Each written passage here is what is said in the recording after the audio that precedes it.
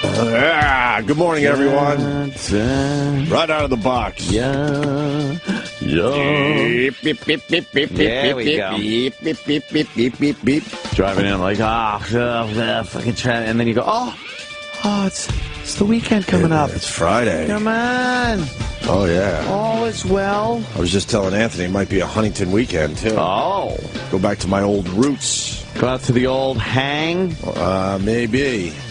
Maybe. Yeah. The old stomping ground. Maybe. Oh, boy. Oh, yeah. That's some fun right there. I heard Jim Brewer, our pal, Yeah. is playing the Paramount out there in Huntington. Yeah. And the gang at the Paramount, they love us. They're good guys down there. They might like me a little more, just because I've been there. You've been there more. You haven't met them I hear yet, you. but they love the show, but they take care of me.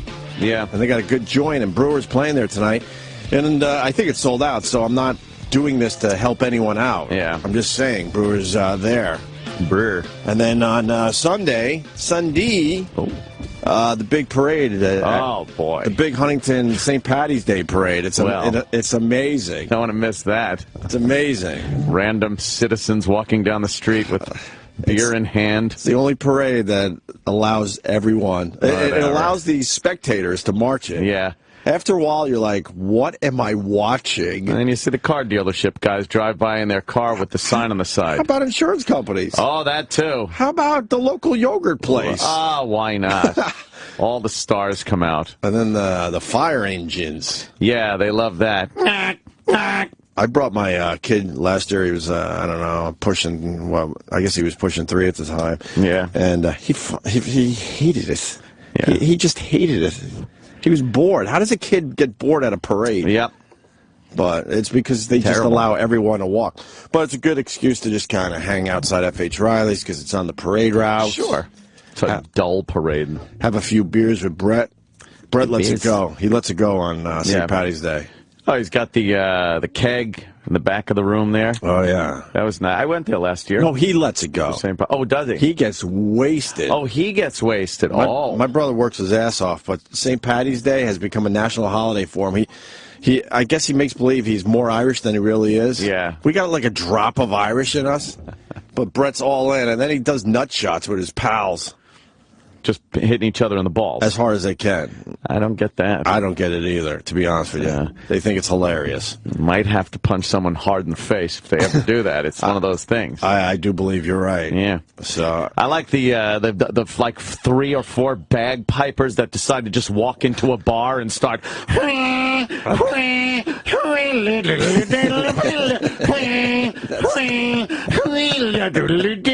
Oh my God!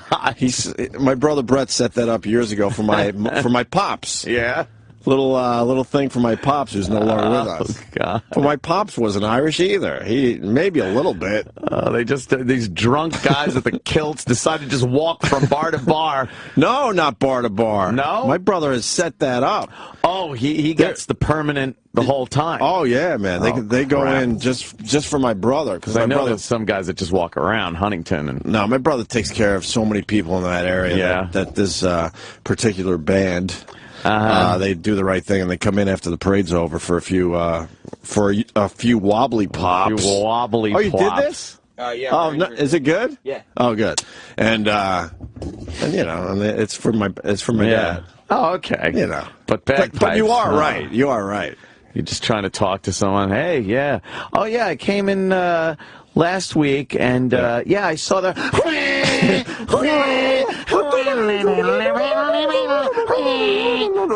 It's more the drum, though. Yeah. Oh my God! They got to snap off that drum. Stop it. So I'm hoping I can do a little of that. Yeah. I got 2 kids though, so I got to figure that angle out. Yeah. I definitely want to see Brewer for reals. Well, you obviously have to be solo for that. No, maybe, and then maybe I drive back to the city, and then I go get my kid, and then I do the parade Sunday. Maybe, I don't know, whatever. That's what I'm thinking about. And I'm hearing the weather's finally going to break. Is that true? I'm hearing some temperatures perhaps close to the 50 mark by Sunday. Yeah.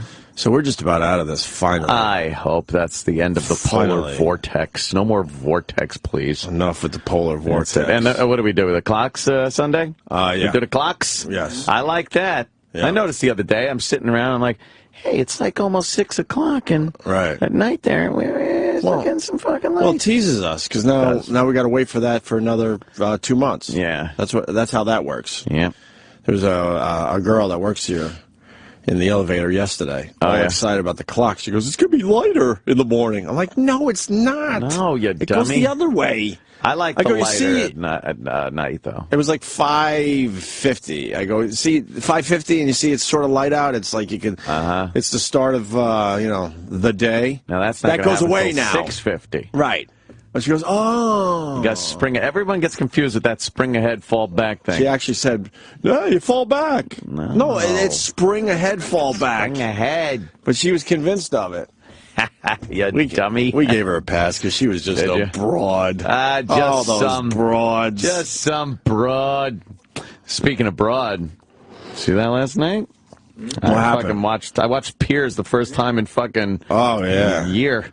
He's finally not babbling about guns, so he had that Duke University chick. I saw it, too, to be honest with you. She's a bit sexy, but she's also delusional. She is delusional. She's like, I can't go to parties anymore. Campus parties. Because I take cum in my vagina to pay my college tuition. Vagina, that would be nice if she did. It goes all over her. Oh, she bathes in it. Oh, really? Oh, I watched some people sent me some great links of her yesterday, so I watched a few of her features. I'll just tell you this: if that was my daughter, I would be mortgaging my house right now. Oh boy, I would put a double mortgage on that. I don't know. The parents have to feel guilty. Yeah, she said, I didn't want to put the burden on my parents for the bill and be in debt, so I think I decided to do this. Like, you think your parents would have minded being in debt or watching you, which I watched, take a giant cock? Oh, you've seen the clips? Oh, have I ever? I just saw a few of the stills. She's on her knees. Yeah. She's taking just giant cock and doing a great job. She's cute. She's very cute. Very girl next door look to her. It's Duke. I don't know what the hell was going on with Piers. Piers was too nice to her. Oh, he was for sure. But I guess I do like Piers. I like watching his show because he's very confrontational. He's not with her. And I don't like Piers because I agree with his stance on things, but I like that he has more balls than most of these guys on TV. Yeah. But he let her off the hook. But then I'm thinking, if he went too hard, then he would be perceived as a bully beating up on this girl. Yep. But there was a lot going on there because he asked about Duke and stuff, and she's taking a little time off. Yeah. She's taking a little time off. What? That's this clip if you want. Oh, that's this clip? Oh, really? Yeah. Oh, let's hear from her. What's her name, by the way? Belle. Well, it's Belle Knox. As in Amanda Knox, by the way. Yes. She explained that last night. She liked Amanda Knox's face. She's a fan of Amanda Knox. She thinks she's a very smart woman. And Belle, so she can taint the wonderful animation Beauty and the Beast by Disney and grab Belle's name. Could we get more clips from this broad? Is someone cutting this up? Sure. All right, good. But this is the clip I guess I was referring to. I didn't know you had it. Good. Well, it came to a point where I felt so unsafe on campus, both mentally and physically, that we decided that it was better if I took a few days off. Because your real identity was exposed by a fellow student, right? Biased. Yes, and being on campus was just a really upsetting experience for me. So we wanted to just give me some time to reflect and to think. Right, but you're actually here working, though, aren't you? Yes. Not really thinking too much. I mean, you're making movies. Well, the really cool thing about being out here is... yeah, so she's out in L.A. Yeah.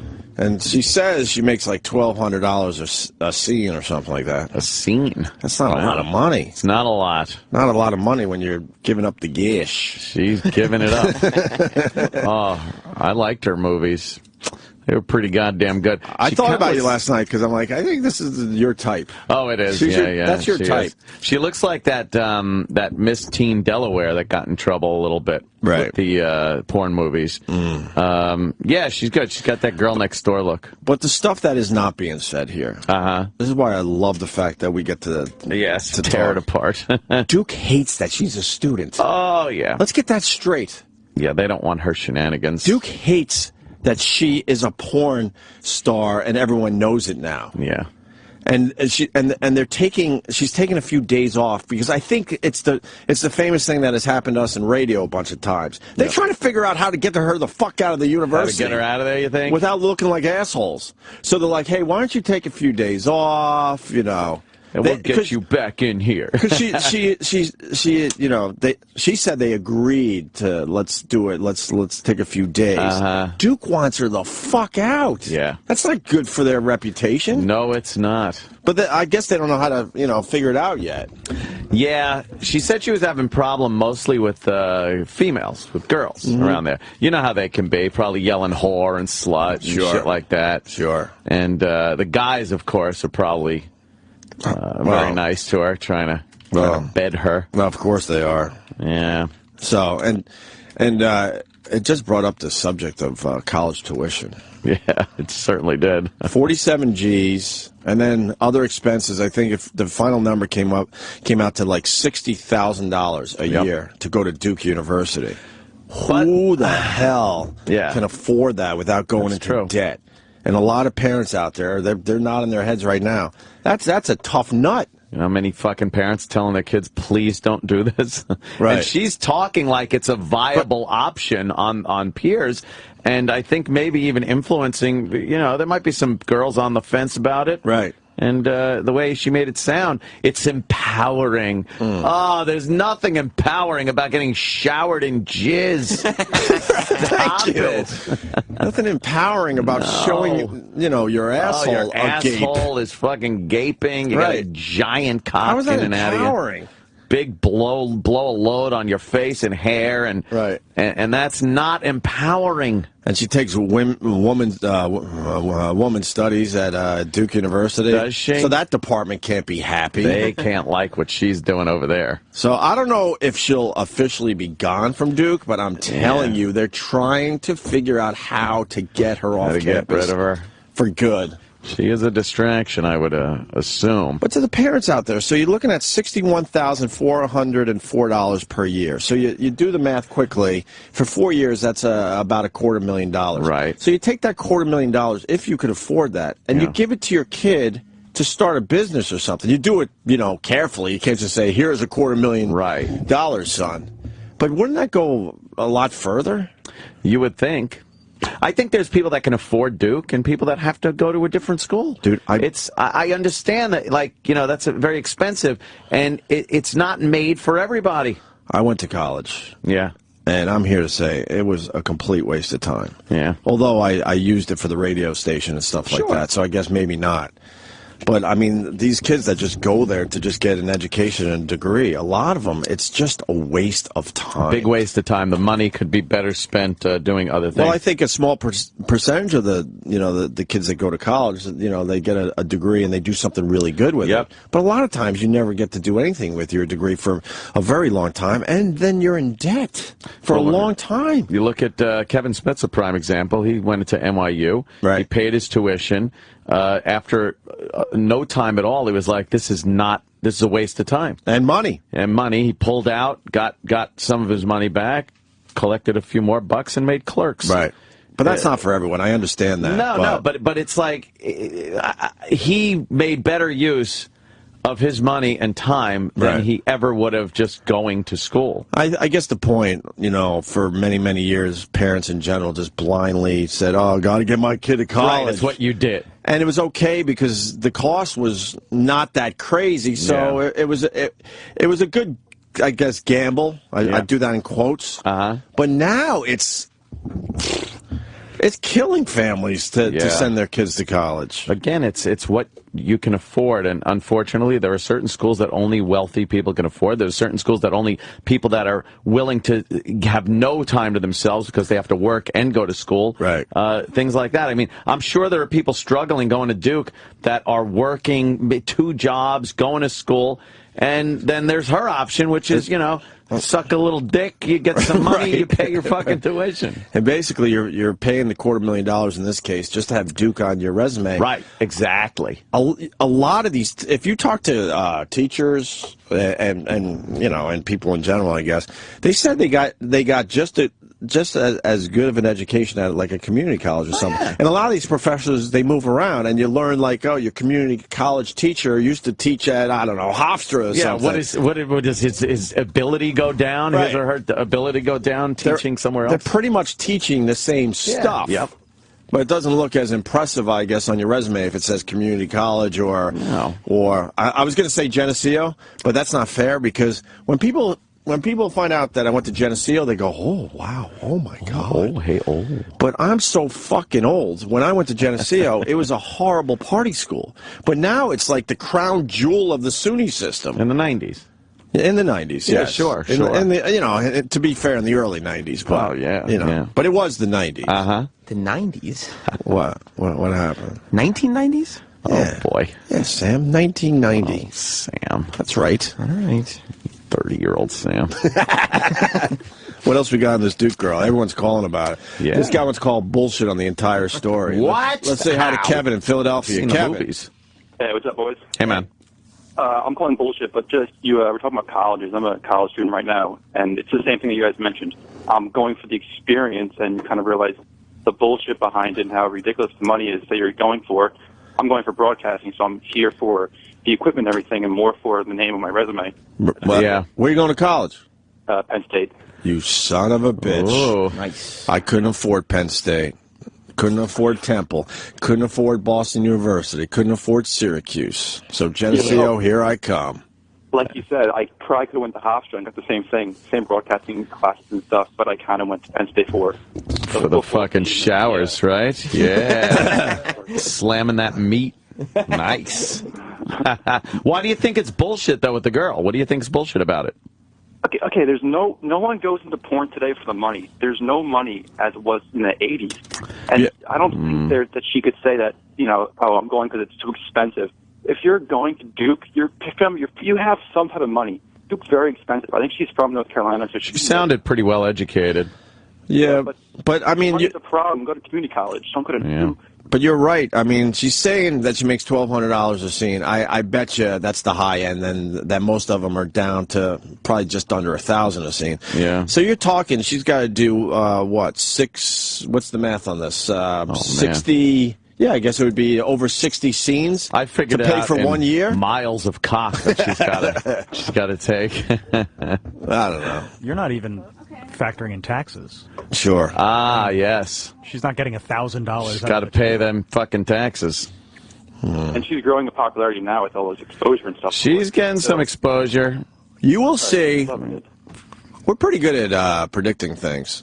Oh, yeah. We're really good, and I love when people point it out on Twitter from time to time. Better than Kreskin. We're pretty good at it. Yeah. I bet you about a week from now, you're going to have a little article where she left Duke. She left Duke. For personal reasons. Yes. Or just to take some time off. Needs a little time to herself and her family. Like a little privacy. Yeah, things like that. You think the Duke brass are happy that she's on Piers Morgan talking about paying for her tuition through porn? No. Get out of here. Don't think so. That's bad exposure for them, too. They're going to not like that at all. No. Well, thanks, Kevin. Hey, we have one more question for you?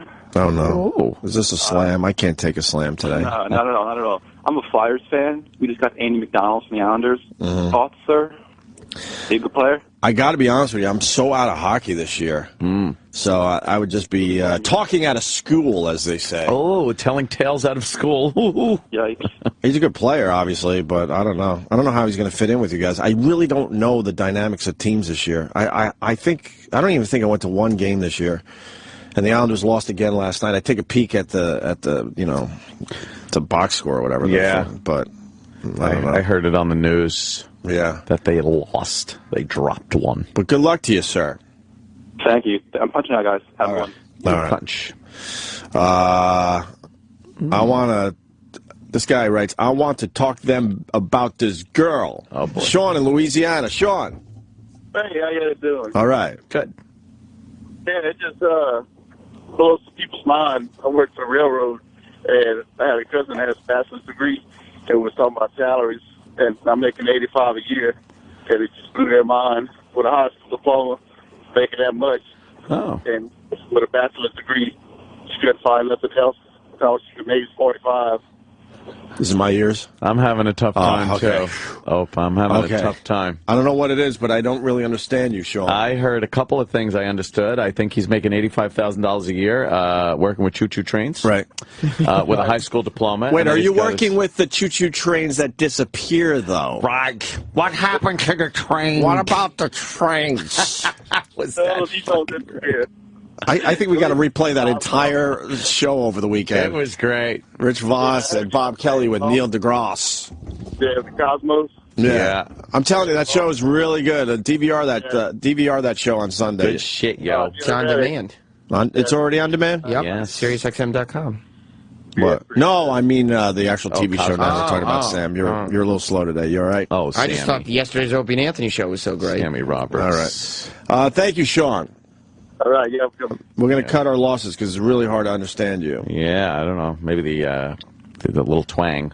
I want to see if Opie would agree that the school's looking to ask the professors if she fucked any of them. Oh, boy. I don't know about that. Nah, she's probably not into freebie fucking. Yeah, I don't know about that. Well, it wouldn't be freebie fucking. It would be for an A. For an A or for grade, yeah. True. Yeah. Like the old Animal House thing with Donald Sutherland where he goes to grab something on the shelf and his ass shows. I should have blew my professor when I was a freshman. Oh, Jesus. Then maybe he would have gave me a passing grade. Damn. That's a costly grade right there. That's going to stay with you. The Opster was a fuck-up. Really good student in high school. Yeah. I go to Geneseo, but because I had really strict parents, I was a fuck-up because now you're free. I got to tell the parents out there, don't be too strict because as soon as you let those kids go, forget it. Over, Johnny? It's like you talk about the Wizard of Oz going from black and white to color. Yeah, all of a sudden, The Opster was a major fuck-up, and he almost failed out at Geneseo at the time. That's a joke. So I actually was failing out after my, I'm trying to remember, I guess it would have been my first or second, it might have been my first semester. I don't remember exactly, but it was my freshman year. And I was failing out. I was done. So I'm like, fuck this. I'm not leaving this nirvana. So I went from teacher to teacher to teacher begging for a higher grade. Just begging. And I had it all written out why I deserve a chance to stay at this fine institute. It was all bullshit. And I went to the speech comm professors, and this one guy, he actually said to me, no, I'm not going to do it. Maybe, he says, and he loves saying this to me. It was a Caddyshack moment.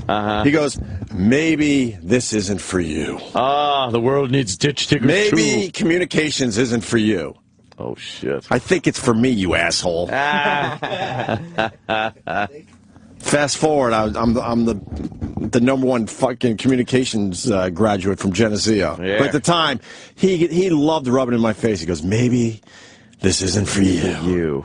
So then, like, one of my courses that was kind of a throwaway, I went to that guy, wrote up a whole thing. I go, I only need a half a grade. I was, like, right on the border. And he gave it to me, obviously. And then I never looked back, and I actually, proved that asshole wrong and a bunch of other people. I ended up over a 3.0 average the rest of the time. I mean, I wasn't, like, an over-the-top star student, but I made the best of an opportunity because I was that close to failing out. I would have been fucked. What would I have done then? I would have went back to caddying.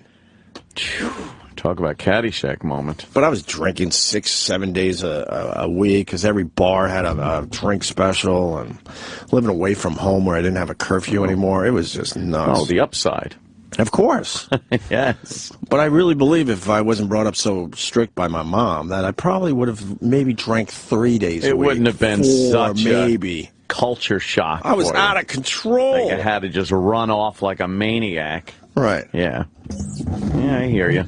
I was touching clits and I wasn't allowed to touch clits when I was living at home. You couldn't just, I think my mom thought girls were icky or something. Leave the house, touch a clit, come back. Right? She didn't want us dating or anything. Wow. It was brutal. That is so alien to me because my mom, or when I was living with my dad, never said anything about, like, not dating. And it didn't matter how young I was. Right. God, no. Subject never came up.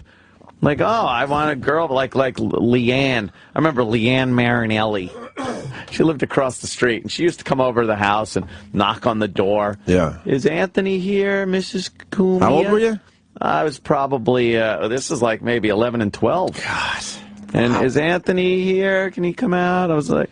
And she's like, yeah, Anthony, Leanne's here. And we would go out and play, hang out. But there was a sexual aspect to it, even at that age.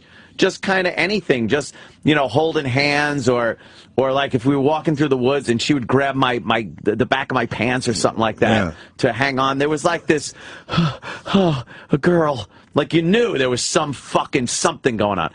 And, my mom never said, like, I don't want you hanging out with that girl. Man, I don't know what it was. Great. You were lucky.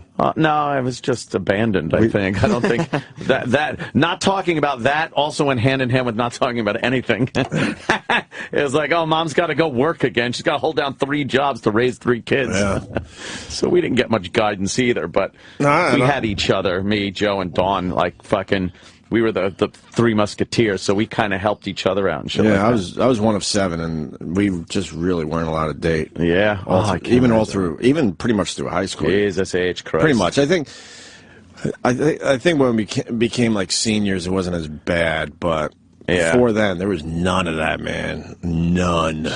And it was like frowned upon. It wasn't just like you didn't date. It was you were told not to. No, we were never told not to. But it was just it was frowned upon in a weird way by my mom. That's a Norman Bates kind of an experience there. Oh, well, she was she still is a mental mess. So she probably thought we were going to get girls pregnant or something. I don't know. Who the fuck knows? That's a bold jump from holding hands and maybe kissing at that age to getting her pregnant. Oh yeah. I thought you meant a bold jump from what I was doing to college. Oh, yeah. I was like, what? Whoa. What? Yeah, if you couldn't touch a clit. I think I've said it before. Then you go to school. I didn't lose my virginity until freshman year in college. Ooh. And you were what, like 8 or something? I was like 6 years old. I was 13, really. Yeah, 13 years old. Oh, man, I went from riding a tricycle to a 10-speed bike. Oh man, I was like, wow. I was like a rodeo. Yeah, I was like a rodeo rider, just trying to hang on for dear life. Because I had no experience. Stay on till the buzzer. I had no experience. Learned fast though. Oh yeah. Then started putting up those numbers. Oh boy, did I! I mean. Anyway, I went to a shitty little state school and I got on the payment plan and sold a little weed on the side to help pay. Of course. I totally understand that, Adam, in Connecticut. A businessman. Paul wants to ask you, and these are all phone calls we don't have time to take right now. The phones are lit. I want to ask Anthony what he's going to think of her when she sleeps with a black guy. Oh, yeah. I don't like those black on white movies, so if I do see one, I might have to just not look at her movies anymore. What? That happens. It happens, huh? That's your thing. Yeah. John in Dutchess County. John. Hello? Hey, buddy. Hi, John. Hey, what's up, guys? I wanted to offer some perspective on the whole college versus not going to college thing. I started going to college, and I dropped out because I didn't feel like I wanted any sort of job that I was going to get as a result of going to college. And my wife, she went to college, and this past year on our taxes, I made 3 times the amount of money that she did, and I have 0 student debt. I think that happens a lot. You know, I think college is helpful for people, certainly, but I think the numbers are way down, though. I think the majority of people that go to college get fucked in the end, and they got so much debt when they come out. That's all you hear about. Because, you know, everybody that I went to high school with that, you know, continued with school and they got their 4-year degree and all that happy horse shit, you know, when I go back home, you know, I go into delis and pizza places, and I still see all my friends that, you know, they have the same shit jobs that they had when they were in high school, you know? Right. Yeah, yeah. I don't know what's going to happen, obviously, but with my kids, if I see that they're going to just go to college, no way, man. Say nope. I'd rather take that money and try to focus them on something maybe they like and start something else. Because I'm lucky to have the money now. There's kind of a thing going on in the United States where there's a few people, and I think Mike Rowe is one of them, that's just talking about things like, you know, the trades and working with your hands. There are certain people that might not have to go to college. It's not some, like, must-do thing. You can be very successful with learning how to be a craftsman in some way, shape, or form. It's kind of funny because it is kind of the world needs ditch diggers too thing, but you could go pretty far as a craftsman, a lot further than you can go. Some people can go with college. And here's the other side of it. Eric's on the phone from West Virginia. Eric. Yeah. My wife got her master's from Duke. She went to West Virginia, but she went and got her master's from Duke, and she changed jobs last week, and she was worried about, you know, would she be able to find another job? They were drooling over her resumes. She had 10 offers in a week. It was ridiculous. And it helped that Duke is on her resume, right? Oh, God. I mean, they were just so exposed. When you went to Duke, you got your master's at Duke. It's so weird. That's why I go back to my other point that Duke is trying to get this broad the fuck out of there. Right. Because it's hurting their reputation. Yeah. Oh, absolutely. And I mean, but it's so stellar on a job. You guys are saying, why would you pay that much to go there? There aren't a lot of probably unemployed Duke students. See, but you're not paying for the education or anything. You're paying to have the Duke name on your resume. Right. It's not the actual education. And now this porn star is, is messing up the reputation a little bit. Adult film actress, Opie, please. Oh, that's right. I forgot. They want respect. Yes. Have a great morning. Empowering. They want respect as they take their two hands and spread their asshole open. Exactly, gaping, a little gaping. Sorry. I apologize. Adult film star. Scarlett. Adult film star. Well, that's why, I mean, but Duke's reputation is on the line. Yeah. I'm telling you, behind the scenes, they're like, how the F do we get rid of How do we get her out of here? We don't need this. We don't need this. We don't need this kind of publicity. Nope. This is like, you know, a step up from the Penn State publicity that they were getting. That's how they feel. Yeah. If you got any other clips from Piers Morgan, that would be great for after the break. Yeah, we got audio coming. But I do think she's, cute. She was very articulate, you know. Oh, absolutely. And I was actually saying last night as I'm watching, I'm going, I miss the old porn stars that would just. Is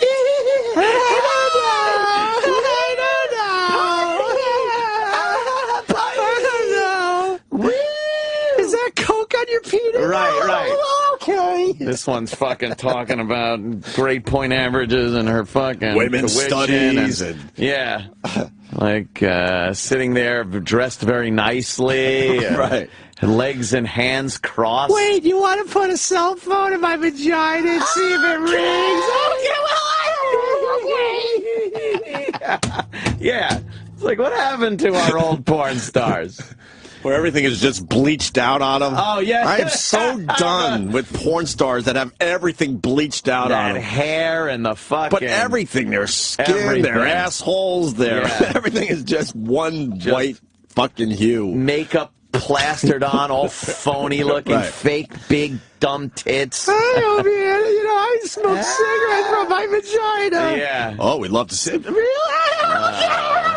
God.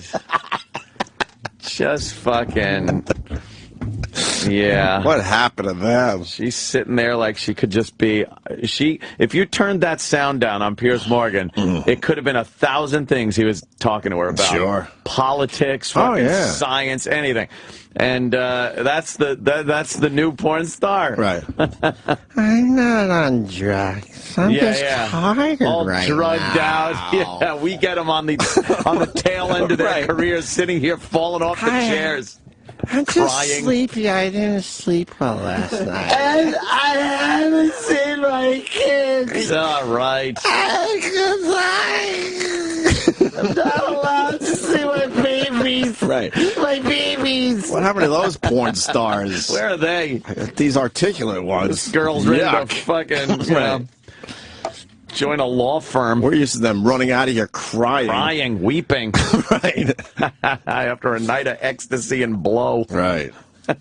Anyway. I think we just did a bit. Nice. That was fun. That's a nice bit right there. Well, we got another busy show. God, the show's on a roll lately, man. I got to tell you. Indeed. We got Jim Jefferies calling in at 9:30. Mm-hmm. Going to help him out. He's got a new season of his show coming out. Legit. And he sent me a really funny text the other day. But yeah. I mean, we're moving on. We said what we had to say, but it was a "I told you so" tweet, text. Yeah. He's a good egg. He goes, "I told you he was a." I'm like, okay, well, I'm going to want to come back on the show, Jim. So he'll be calling around 9:30. Aunt's old roommate and our pal Adam Ferrara is coming in today. Adam. Is he still doing the car show? He's doing that, Top Gear, USA, and Nurse Jackie. Oh, that's right. He's doing some Nurse Jackie. Nurse Jackie. This is his second season on Nurse Jackie, right? Yeah. My wife likes the Nurse Jackie. Yeah. I haven't checked it out. I hear it's really good. Nurse Jackie. And, wow, Joey Diaz is coming in today. And, man, the Twitter is a buzz on Mad Flavor. I was reading his fucking bio. Holy mother of pearl. He's been on before. It's just been a while. Yeah. Joe Rogan just made him a superstar. And deservedly so. Joey Diaz is a very funny guy that has a lot of great stories. Yeah. But, man, I tweeted that he was coming on the show, and, man, wow, people are excited that Mad Flavor's coming in today. So we'll do that as well. All right? Cool. All right. I kind of like that bit. I want to do that bit some more. Right? It's fun. It is fun. Old porn star versus new porn star. Bleached out whore. Everything, though. Oh, it is. What, they just dip themselves in bleach? Frizzy and dried up. Every inch of them. That hair doesn't even look like hair anymore. I was never a fan of that. No. Never. I love that when people send the pictures, they're like, check this out. And it's just some big, fake-looking, bubble-headed, bleached, blonde bim. No, not, doesn't do anything. Right. All right. Yeah. Good start. We'll be back. Opie and Anthony Radio Gem. This is a giant undertaking. We gathered up the various lunatics, psychopaths, losers, loners, homeless, and, of course, just some of the characters from the show, and did our own version. Let's do this. The premiere of the Opie and Anthony version of We Are the World. There comes a time when we hear a sudden call, when the world must stand together as one. There are people dying. It's time we lend a hand to life, the greatest gift of all. We can't go on pretending day by day that someone, somehow, will soon make a change. We are all a part of God's great big family. And the truth, you know, love is all we need. We are the world. We are the children. We are the ones who make a brighter day. So let's start giving. There's a choice we're making.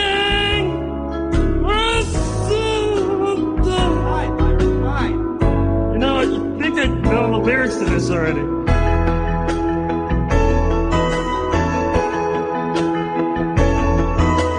Send your heart so they know that someone cares, so the cries for help will not be in vain.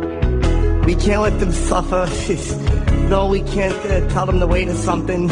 Right now they need a helping hand or foot.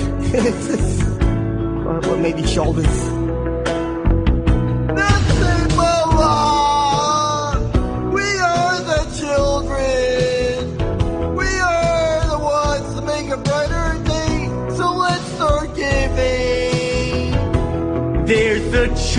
we're making. Yes, we're saving our own lives. It's true, we'll make a gayer day, just you and me. See, I'm gay. When you're down and out, and there seems no hope at all. But if you just believe, there's no way we could fall. Well, let us realize that a change can only come when we stand together as one. Give yourself a feel. We are the world. We are the children. We are the ones who make right things. So let's not give. There's a choice we're making. We're saving our own lives. It's true. We'll make a better day, just you and me.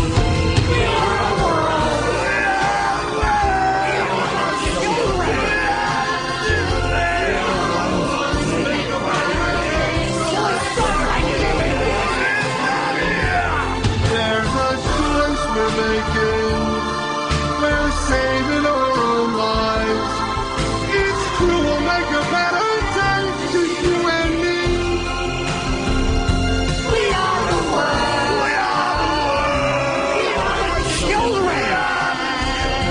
We are the ones who make a brighter day.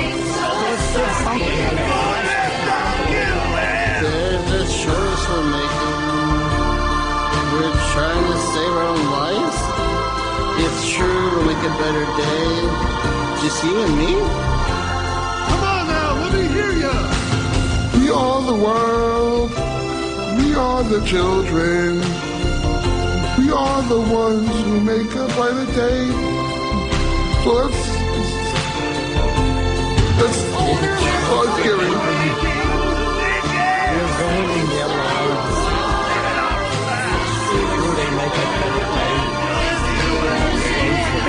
And a lot of other people were doing it too. You know, folks, there's a lot of big dicks in the world, and I blew a lot of them, and I'll tell you, big dicks leave a bad taste in my mouth. We are the world. Oh, no. We are the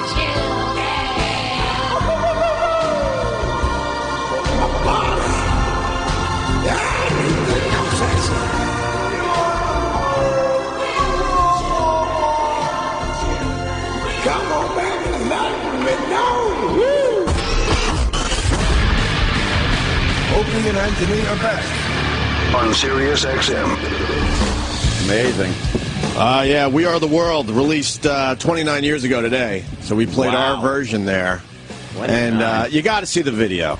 Yeah, the video is where it's at. I'm not just saying that because it's on my YouTube channel. It's really worth seeing because you see all the whack jobs from this radio show. Oh, yeah. All in one place singing that song. It's Sam like and We Are the Troy. World. Who else worked on that?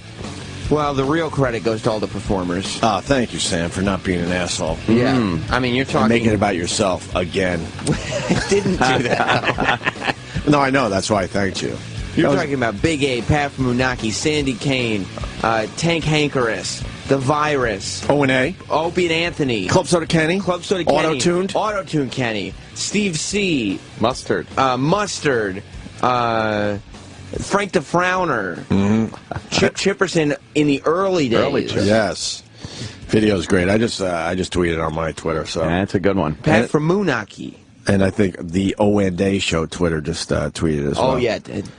That's the account, right? The official Twitter account? Yeah, O&A show on Twitter. Kind of has a running log of everything we're talking about. Yeah, taking a little heat away from me and Anthony's personal accounts, you son of a bitch. People can follow both accounts so easily. Not nice. Oh, shit. Where's our heat? You have it. We don't have heat. Just because Bobo has more followers than you guys, there's no reason to be down that on whole yourself. thing. What's he up to? He's up to 220,000 followers. Stop it. And they're all eggs? No, or Spanish people? You keep telling yourself that. Bobo Really? is very, very popular right now. Amazing. The world loves Bobo. Do they? We're just idiots. Like, we're supposed to buy followers. That's what every celebrity does. Do they? Every celebrity pumps up their numbers by buying followers. It's a known fact. This is what happens when you buy followers. He's lost 1,000 already since yesterday. Oh, really? Yeah, yesterday it was 220,000. Now it's 219,000 people. I bet Twitter is just spending a lot of time fixing Bobo's Twitter account. And there's we don't know who keeps buying him followers. Right. It's not Bobo. No. He's got no money or intelligence to do it. No. I got excited once, I don't know, it was about a year ago, maybe a little longer. All of a sudden, my Twitter account went up to about 50,000 in one day. Damn. And I wasn't going to tell anyone. I just sat back and people were like, hey, what's up with your followers? I'm like, what? Very man? popular I don't know. guy. And I was so excited because it gave me a nice number. Yeah. When I was checking my numbers. And then sadly, like someone was onto the fact that I had nothing to do with it, I swear. It was a glitch? And all of a sudden, it was just going down 10,000 followers an hour. I'm like, oh, man. People are bailing at an alarming rate. And then they got it back to, I guess, where it was supposed to be.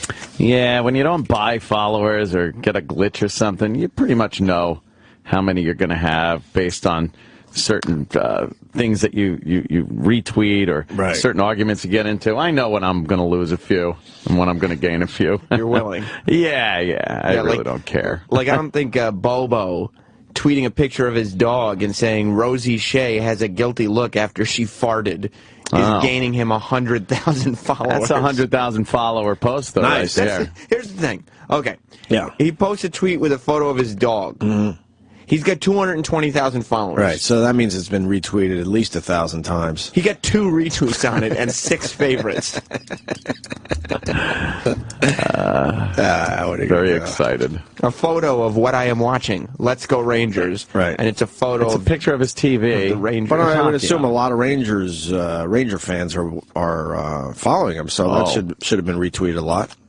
2 retweets, 1 favorite. Wait. Well, that's too bad. Anyway, the guys put something together for you, Ant. Oh, really? Yes, they did. I do enjoy a good put something together. I want to play this cold for everybody. But this was inspired by Anthony Cumia. Oh, wow. Mm-hmm. I don't care. Jury duty sounds boring. I'm gonna get myself kicked out. Oh, no. Just like I got kicked out of Coldplay. Guys, I got an idea. How about we do a song that's not whiny bullcrap? I haven't been this scared since Mother Teresa OD'd in my car. She is messed up, man! Shut up! Just shut up! Let me think! Yeah, I remember when I became a man. The operation was a success. What are you going to go by now? Peter. Well, this thing is worthless. Like my Palestinian alarm clock. Allahu Akbar! I haven't seen this much denial since John Travolta married Kelly Preston. John, do you take Kelly to be your wife? I totally do. I mean, yes, absolutely. Don't you remember how much money your father wasted so he could make grand staircase entrances? Hey, is Peter here? Hang on. Peter! Why, Glenn Quagmire, it's been 10 years if it's been a day. Ugh, that's the ugliest thing the fat man's grown since that horse leg. Hey, Peter, have you seen my... Oh, Brian, I'm sorry, but what do I keep saying? Do not stand behind me. Oh, man, this is even more intense than that time I forgot how to sit down. This is turning out worse than Stewie's iPod commercial. Oh, boy, this gig is even better than that job I had providing nighttime heat for Lara Flynn Boyle. Thanks so much, Peter. I was getting a little chilly. Has your father ever killed anyone that you know of? Well, once by accident when he was in the military. All right, you all know your orders. When you see the Taliban come over the horizon, you open fire immediately. Okay, so when I see Pat Tillman come over the horizon, I shoot him. No. When you see the enemy come over the horizon, you shoot the enemy. Okay. Good, now repeat it back to me. Okay, I shoot Pat Tillman, then run over the horizon. No! There you go. How long did that go on, too? The Tillman thing. It was 800 fucking back and forths. Oh, it's based on your observation. I fucking can't even deal. You can't deal with that anymore. And for the most part, it comes on right after Seinfeld here in New York, and I see the beginning all the time. And I grab that remote. I can't turn it off fast enough. That reminds me of a time. There's always a time. Oh, does it? One time. That's like when. Oh, is it? Is it like when? It's a very popular show. I gather. Yeah. I'm about done with it. The audience brought it back. That's how popular it is. Well, back when they brought it back. Yeah, it's been a long time since they kinda, brought it back. That was fucking forever ago already. Not a fan, I gotta say. Not a fan. Based on what? Based on the time that I... Yeah. That reminds me. That reminds me of the time. And that repetitive humor, the longer it goes on, it gets stupid, and then it gets angering, and then it gets funny again. Right. It just doesn't get funny again. No? It just gets angering. Some people say it gets funny again. Not on that show. They're trying to figure out Bob Costas' pink eye. Wait, he still has it? I don't know if he still has it. That's a good question. You blamed it on duty. Yeah, it's got to be duty flakes. You said that he was probably wiping. A little finger poked through some of that toilet paper. Yep. And then he rubbed his eye and got duty eye. Yeah, you get a little flake in there. I think that's what causes pink eye. I think that's the only way you get pink eye. So if you see someone with pink eye, know that they rubbed duty in their eyes by accident. Not a big smear, just microscopic. Could be a particle, yeah. Bob Costas' Olympic pink eye from botched Botox. What? That's another full of shit article from Page 6. They love the full of shit articles. NBC's primetime Olympics host who has had to take a 6-day absence from coming down with viral conjunctivitis in both eyes. Jesus. Why couldn't they just say pink eye? Contracted the infection after a Botox procedure to smooth out wrinkles prior to the Olympics. He wanted to get all gussied up. Oh, he was getting his eyes in shape for the Olympics. Bob's eye infection was due to botched Botox. This isn't the first time he's had it. NBC strongly denies that Costas, who arrived to host the games in Sochi with a forehead smoother than the Olympic luge track. Get it? Hey, fucking pump How do they that come thing up with this stuff? Hilarious. Developed the infection from a Botox procedure. A spokesperson for NBC Sports insisted to us, this has zero truth to this. Zero. Oh. So. Which means it's completely true. Doctors say it's very rare to contract an infection from a Botox injection. Though. Yeah? Very rare. Unless there was contamination or the patient suffered an allergic reaction. So. How do you get the pink eye, then? Don't you have to get it from someone else? I just told you how. Yeah, duty. One time. That's like the time I had duty on my face.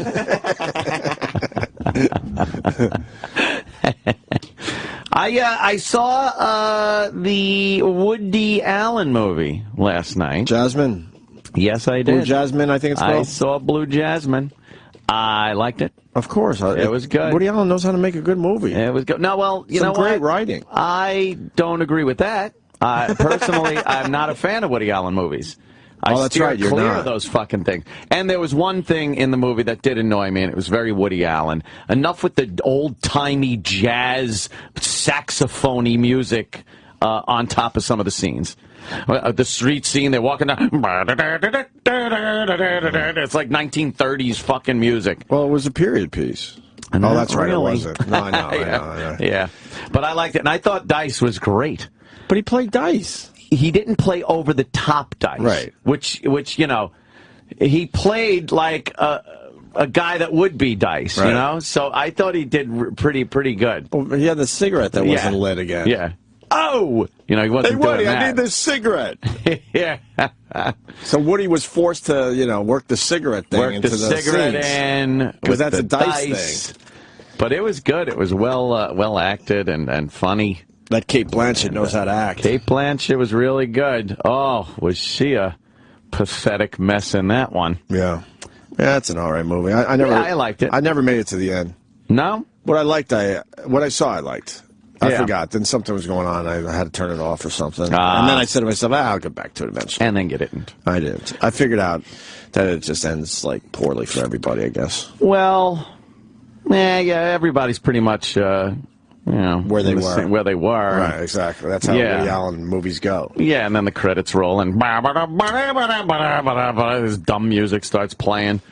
But what pissed me off was Verizon Fios, which I am a strong advocate. What happened with you and Fios? It's something That's that your boy. That's your boy. My boy Fios. You were praising your boy Fios for a while. I told you this would happen.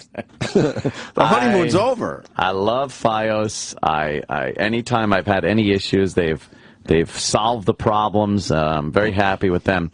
But there's something that's been a problem for forever since I've had Fios. It's the one issue that I don't know what the fuck, why they can't deal with this. You get a movie on demand, which is what I did with Jasmine. And you watch it, and then, I got to pause. So you pause the fucking movie to go take a piss, grab a beer, grab something to eat, whatever the fuck it is. And it doesn't stay paused forever. You know, it'll go back to regular TV, right? And then it'll have the menu screen on demand. It'll say resume movie, sure, stop, right, restart, something like that. Every fuck time I hit resume movie, here's the fucking beginning of the movie.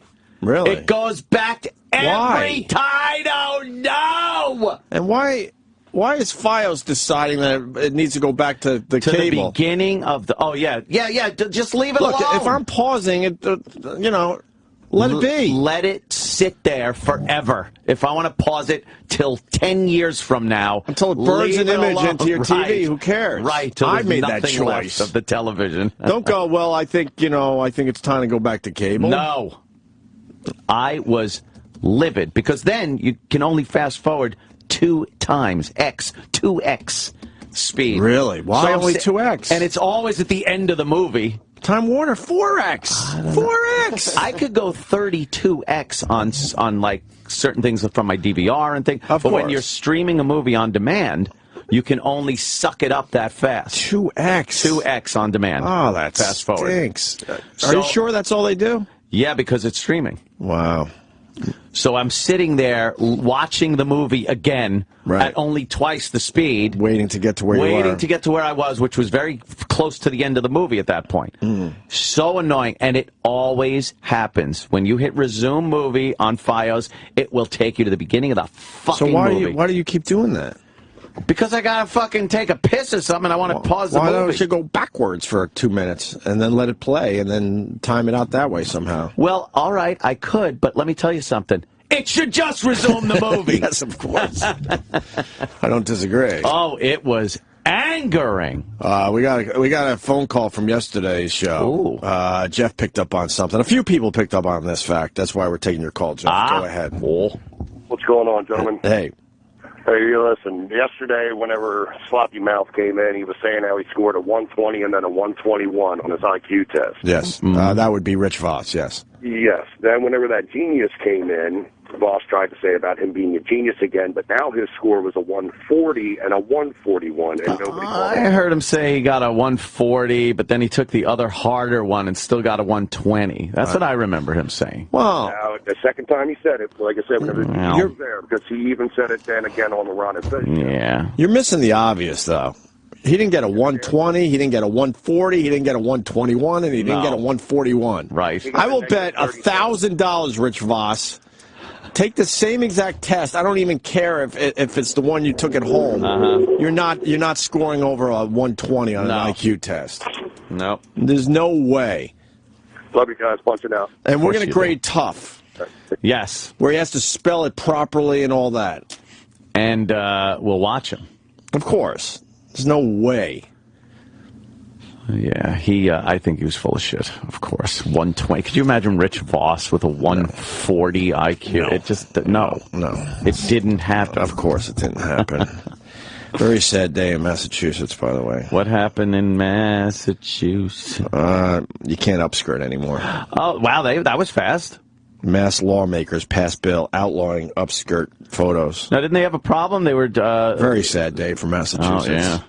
Some guy was taken to court because he was doing upskirts, and then they ruled that the law wasn't specific enough, and since there was no real nudity involved, that the guy was, doing something that was completely legal. And then they turn around and overnight they're like, let's fix this. Yeah, because it's creepy. It is creepy. Upskirt pictures are creepy. Yeah. Massachusetts lawmakers have approved legislation to crack down on those who secretly take photographs of the sexual or other intimate parts of women or children. Jesus, that's gotta get you all fucking creeped out, like adrenaline, like you're robbing a bank or something. Right. You shove that camera. What do? You shove your cell phone under their skirt? Oh God, no. How do you get that close? Supposedly, it's all about the shoes. What do you mean? Got something on your shoe. What? Like a shoe mirror? It's like a Get Smart thing. Wait, you tape the phone to your shoe or something? I don't know. I know some of these guys will have a nice shiny shoe so they can see stuff. Oh, so they could do a little recon first? I don't know. Where are the upskirt people? Call the show. I'm positive you could take a little camera. It's so hard to take your cell phone. You can't take your cell phone and do an upskirt. What if their back is turned? I think they're way more clever than that. I think they use shopping bags, I believe. Oh, and you move the shopping bag close to someone. Right. You could probably do it with a pinhole cam now and just tape it to the front of your shoe. How do they do the upskirts? I forget. How are they doing the upskirts? Thursday's vote came a day after the state's highest court ruled that a man who took cell phone photos up the skirt of female passengers riding the Boston subway didn't violate state law. So they changed that law immediately. Exactly what you just said, that it wasn't illegal at the time. The legislation says anyone who tries to photograph another person's sexual or intimate parts without that person's consent would face a maximum penalty of more than 2 years in jail and $5,000 fine. Damn. Penalty would jump to 5 years in prison or a $10,000 fine if the victim is under 18. That's cray. Where are the upskirt people? They're not calling yet. They're not letting us know how you do guys. Let's see. The Supreme Judicial Court on Wednesday had said that peeping Tom laws protect people from being photographed in dressing rooms and bathrooms when nude or partially nude. But the way the law is written, it doesn't protect clothed people in public areas. Oh. Those aren't upskirts. Those are like short wedgies. Mm-hmm. Girls with short wedgies. Like that, too, though. House Speaker Robert DeLeo had said lawmakers were racing to get a bill to Government Deval Patrick's desk. As soon as the end of the day, DeLeo said he thought the state's existing laws were sufficient to prosecute those who took upskirt photos. So, is it really a rampant problem that needed attention immediately in Massachusetts? What's going on in Massachusetts? Of course not. Just upskirt motherfuckers. Or does it make them look good and it's easy legislation? And it's another fucking phony politician trying to make themselves look like they're doing something. A female passenger on a MBTA trolley who's wearing a skirt, dress, or the like covering these parts of her body. Or the like covering these parts of her body. Or the like. Huh? Yeah, skirt, dress, or the like. Or the like. Okay, covering these parts of her body is not a person who is partially nude. No matter what is or is not underneath the skirt by way of underwear or other clothing. That was the original law, right? Yeah. Yeah. Wow. Yeah, I love the non-real problems that they address within 24 hours. They're on it, they're doing it. But then real problems, what's the matter? You can't get together and fucking hammer something out for that? They found a loophole that they had to get rid of immediately in Massachusetts. How about like real problems and you get together and deal with that? In like one budget. day. Yeah, budget problems. You're right. Can they hammer out... when they have to, they can legislate. Yeah. You're right. Phony balonies. That's what they are. Were you a fan of the upskirt? I always thought it looked creepy. Yeah, I think it's creepy because they're not willing. But if you take... But everything's all crooked and stuff, too, in there. And, I don't know. You take all emotion out of it. You know, some of them are kind of cool. Yeah. But what about toilet cams? Where you at with toilet cams? You know, I'm into watching a hot chick take a piss. Yeah. Toilet cams? I'll watch that. Really? Yeah. Show me one. Where's a hot chick taking a piss? What comes up when you put toilet cam in Google? I don't want no MILF take a... Whoa. Jesus. Jeez, that's... Voyeur toilet cam. All right, that's fake, right? These are fake, though, right? I think so. I don't know. This turns you on, though, huh? She's going to pull her fucking panties down. There's a camera in the toilet? How'd they swing that? She's... here she goes. She's ready to pull down. What's she doing pulling up her cuffs? Why is she pulling up her cuffs? What does that do? I don't know. All right, she's getting ready. Oh, yeah, get in there. Oh, is she going to take a dump? She's squatting. She doesn't want to sit on the... is she going to take a dump or a piss? A sissy? Oh, Jesus. Really? Are you serious? That's kind of cool. And the curtains get shut. This is kind of cool, huh? Why is this cool? I don't know, because you're looking at a pussy and ass, I guess. Right. I don't know. The mechanics of it are pretty cool. I don't know. Logistically, it's kind of cool. Her pee seems a little syrupy. There it goes. Drip dry right there. Nice. This guy says, I think I know how they do upskirt pics. That means he does know. He doesn't. Let's say hi to Tony in Texas. Tony. Hey, I'm gonna make it up, but I think this is how they're gonna do it on the trolleys and subways when they're crowded. You got the people sitting down, and then the ones that are standing up, holding onto that pole. The people sitting down are doing the picture taking under the skirts of the ones standing up. I bet. Right. Makes sense. What's up? Does make sense. Let's say hi to Ian in Charlotte. Wow, Ian, what's up? Ian. Hey, what's up, guys? Hey. I did a quick search, upskirt camera. Yeah. Canon actually has one for your sneakers.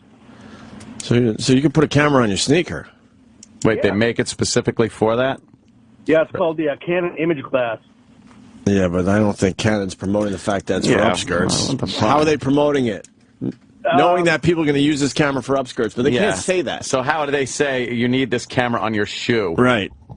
Good question, but a lot of the advertisement looks like it's in Japan. Oh, of course, Japan. Those Japanese love shit like that. I guarantee they love a good upskirt. Oh, do they ever? I guarantee it. All right, just thought I'd share it. Thank you, sir. Thanks for your sharing. Yeah, but Canon's shoe camera, how do they promote it? Yeah, why do you need the Canon shoe camera? Because it can't say for upskirts. Yeah, you could say like, oh, it's good if you're you want to see if that True Coat on the bottom of your car is still there. Yeah, you put your foot under and you're videoing. What else could you possibly use it for? No answer on that. No answer on that. Yeah. That's too bad. Maybe that guy was full of shit. That last caller was full of shit. I don't know about that. I bet you there's a shoe camera. Anyway. Yeah. All right, Massachusetts. Thanks. Well, that's got to be a law everywhere now. A little more. Oh, yeah, yeah. That'll spread like wildfire. Hey, let's check our upskirt laws. Make sure there's no loopholes. No one's calling about upskirts. No. Come on, guys. They're not very... What's the turn on with upskirts? They're not completely like this amazingly popular thing, I don't think. They're out there, It's downright creepy. Yeah, it is a little creepy, but they're out there, but it's not at a rate where you got to worry about it, I don't think. Right. Well, we can move on as we wait for upskirt phone calls. We got a pee bandit. I love these guys. Oh, this guy. I read about this guy. You did? What's the deal? Apparently he's pissing on people. What? I don't know what goes through people's heads. Where's the pleasure in that? Look, because I don't know any of the victims, this stuff makes me laugh. I don't know if I'm supposed to laugh at this, but because it seems so ridiculous and silly. Yeah, but if it was somebody you knew, I'd be. Boy. Oh, of course, I'd be. I would be pissed off. Better to be. Man urinated on people near Florida campus. Police is searching for a man who has been urinating on people near the University of Florida campus. The victims told police they were standing with their backs turned to the man when they felt themselves being urinated. Oh, man, is that fucking... That's just an animal move. That's just creepy. That's what animals do. Mark their territory on you. The victims all told police that when they confronted the man, he ran away. Of course he ran away. The suspect is described as a... white male. This is a white guy crime, right? Of course. You would be wrong on this one, sir. Black guy? This is such a white guy thing, though. Seems crazy white guy would do something like described as a black man, approximately 25 to 30 years of age, 6 feet tall, medium to chunky build, short Short curly hair, really? Dark, okay. Uh-huh. Of course. Yeah. Wearing, of course he's wearing that. And also baggy. Of course he's wearing that. We get it. I thought it was crazy white guy crime, but Black people are kind of infringing on white people's crimes these days. You know? Not really. Well, kind of. A little serial killing. Shit like that. Where's the serial killer? Where's the black serial killer? I heard about a couple of black serial killers. Yeah? Yeah. Not crazy, but... let's say hi to Brian in Pennsylvania. Brian. Hey, I actually knew the girl that got the law for upskirting passed in Pennsylvania, and basically all the guy did was he hangs out in the food court and waits for some girl to lean over a counter and walks up with a cell phone. Yeah, and just like puts it right there, and that takes balls. That's He ended crazy. up chasing a guy like 10 miles in flip-flops while on the phone with 911 and got it taken care of. Right. Caught like that. Yeah, that takes balls. I don't know what you're doing. Yeah, that's about it. I saw a video online yesterday of some guy that was walking up to people out on the street with a pair of scissors and just snipping their earbud cords. Why? And running away. Why? Just to be an asshole. Snip and he runs away and videos it. People are just bored. I know, there's so many fucking We're all just stupid. bored. Yeah. Jim in Virginia Beach. Jim. Hey. Good morning, guys. What's up? I saw on our newscast last night when they were talking about the story, they showed a mall, a busy mall with people walking in it while they were doing the story, and they showed a guy carrying a guitar case. Oh. And they didn't say nothing about it, but you saw that during the story, and you're like, hey, you could put one in the end of a guitar case. Guitar case pointing up a little. You got a little length on it, so you don't have to get too close. You put it under that skirt. Whammo. But like I said, that's what I took from it. That's a good one. Right. All right. I like just going in. I like going in with an old, like, 1980s camcorder, VHS. Jesus. And just shoving it right under her skirt. Right. So you could just spread your legs a little wider. I'm not getting a good view. Here's a PI who's been accused of taking upskirt pictures. Oh, boy. Let's say hi to Joe in Morley-Moore. Baltimore. Hey, buddy. Hey, buddy. Yeah, I was working one Halloween, and a chick worked at one of those Spirit Halloween stores, and she was dressed as Wonder Woman, and she had a back injury. I'm following her for, like, a workers' comp fraud claim. Yeah. And she's bent over, and this is the money shot. This is exactly what I need. I had hit the switch on my camera and turned it over to like a regular picture instead of video. The flash goes off. The shutter makes a noise. I felt like such an asshole. Whoops. She gets right in my face. Hey, and, but doesn't Wonder Woman... She asked me if I'm taking a picture. And oh, my God. Doesn't she wear, like, bloomers? Like, doesn't Wonder Woman wear, like, shorts? There was a skirt. I mean, she had on tights, but... But Wonder Woman, I think Wonder Woman wears like those dumb, big, stupid shorts. I think you're right. Well, it was a red skirt. What kind of camera? What kind of camera did you have as a PI? How small was it? Well, you know, I'm a little low rent. That on that day, I was using a little digital camera, like a Sony. Boy. Yeah. Yeah. Yeah. I screwed up. That's funny though. The flash goes off and the But shutter. they never asked to look at my video. If they would have asked, I had fucking hours of video on her from that day. Wait, did he get in trouble? No, they just told me to leave. Oh, okay. So, yeah, I don't know. But, tough. Anyway, punch it out, boys. Thank you, sir. Thank you. All right. Oh, we got a lot of guys coming in today. Yes, we do. We got Mad Flavor, also known as Joey Diaz, coming in a little while. I don't know where Mad Flavor comes from. Well, ask him, man. Yeah. Why Mad Flavor? What is that? That sounds like a rapper kind of name. True. Sounds like a black guy name. Adam Ferrara's coming in today. Jim Jefferies is calling the show today. We have more clips from the porn girl from Duke. Oh, I do like her. And why do we have Prince performing Funk and Roll for the first time in Arsenio? If you want to hear the new Prince song. I don't know. Prince was on Arsenio? Yeah. Arsenio's actually doing pretty well, I hear. Is he? They gave him his second season. The fuck's watching it? Jay Leno came out. Did we play that clip here, or was that gay? something I just watched? Jay Leno came out to tell Arsenio that he got picked up for a second season. Really? Yeah, Jay's doing pretty much everyone's show now. Is he just walking around like to other people's talk shows? There's rumor, how you doing? Strong rumor he's going to be doing Letterman soon. He might be part of that.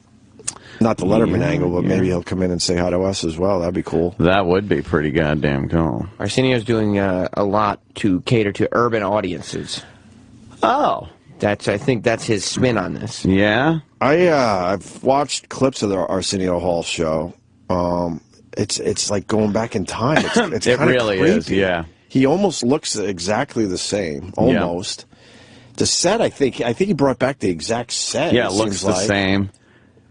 His delivery of overly happy to be there. Incredible broadcaster now. Here's Jay Leno coming out to surprise Arsenio.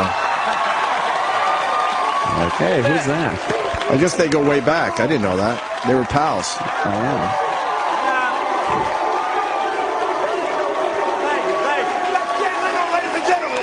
I think we know. I think we know he's Jay Leno. Yeah. Y'all let him sneak up on me like that. Y'all supposed to have my back. Oh, Arsenio, don't try to act black like that. I am here for a reason. And they're not your friends. Now, we've known each other, what, 35 years? Oh, yeah, yeah. We've been through a lot together, good, bad. Yes, but you've always been that big brother there for me, giving me too much advice sometimes. Yeah. Can you pause this? Well, I hated this clip. I just remembered.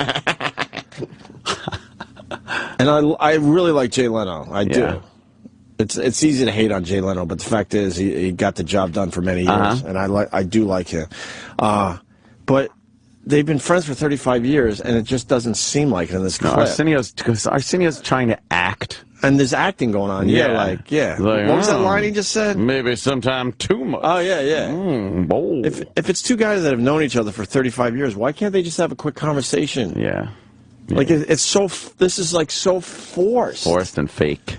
And fake, yeah. They know what's happening. Arsenio knew that Jay Leno was going to surprise him. Unfortunately, why can't you just have Jay Leno surprise him? Yeah.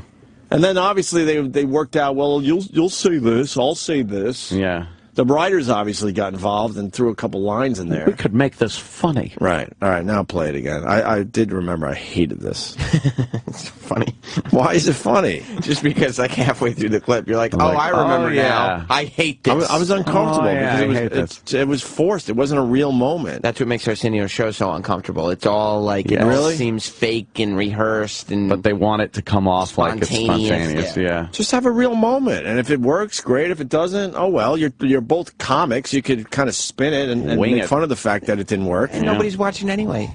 Well, that's true. I don't know about that because watch what Jay does here. Maybe in the demos. Known each other, what, 35 years? Oh, yeah, yeah. We've been through a lot together, good, bad. Yes, but you've always been that big brother there for me, giving me too much advice sometimes. Yeah. That's acting. Well, it's almost like a vaudevillian skit. Right. Yeah. You know what I mean? It's like old, like... That was really bad acting. Who's on first? Yeah, they're going to start on whatever we do. Wherever we go, we're together. Well, you should have tapped his cane on the ground twice after he said that. They have straw hats on. Yeah. We're going to play the whole clip? Really? All right. All right. Brother there for me, giving me too much advice sometimes. Yeah. More bad acting. Well, Money. no. Because you owe me $20. For some reason, they thought I should be the best bombed. person to deliver it. Nobody here, they don't know. Delivered him a note. You don't know what this is? Nobody else knows what this is? What is this, Joe? You know what it is. Certifies. Arsenio Hall Show is officially picked up. We'll continue for a second season. Oh, wow. You don't think they called Arsenio and let him know? Yeah, what if he didn't want to do it? Right. Right. You don't think they negotiated that, or? Of course. We don't need to see the rest of it. Let's get our losses.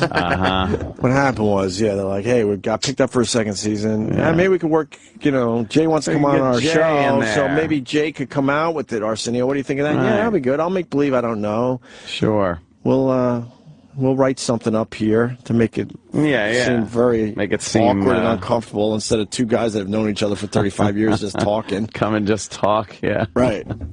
Oh, boy. Somebody who couldn't wait around said, do you guys know what sharking is? Sharking? Sharking? Yes. I do not know, and I'm kind of mad the guy left. What's sharking? I'm talking about day sailing. Oh. What's sharking? Sharking is to pull a girl's panties down in public, usually when she's wearing a very short skirt. It's very popular in Japan. Oh, that's, I do know what this is. Yeah, I'm talking about hooking in bluegills or Tommy cats. Could you show me one sharking video? Sure. But these are all fake, too. And it is like a Japanese thing. Yeah, the Japanese and their videos. Oh, boy.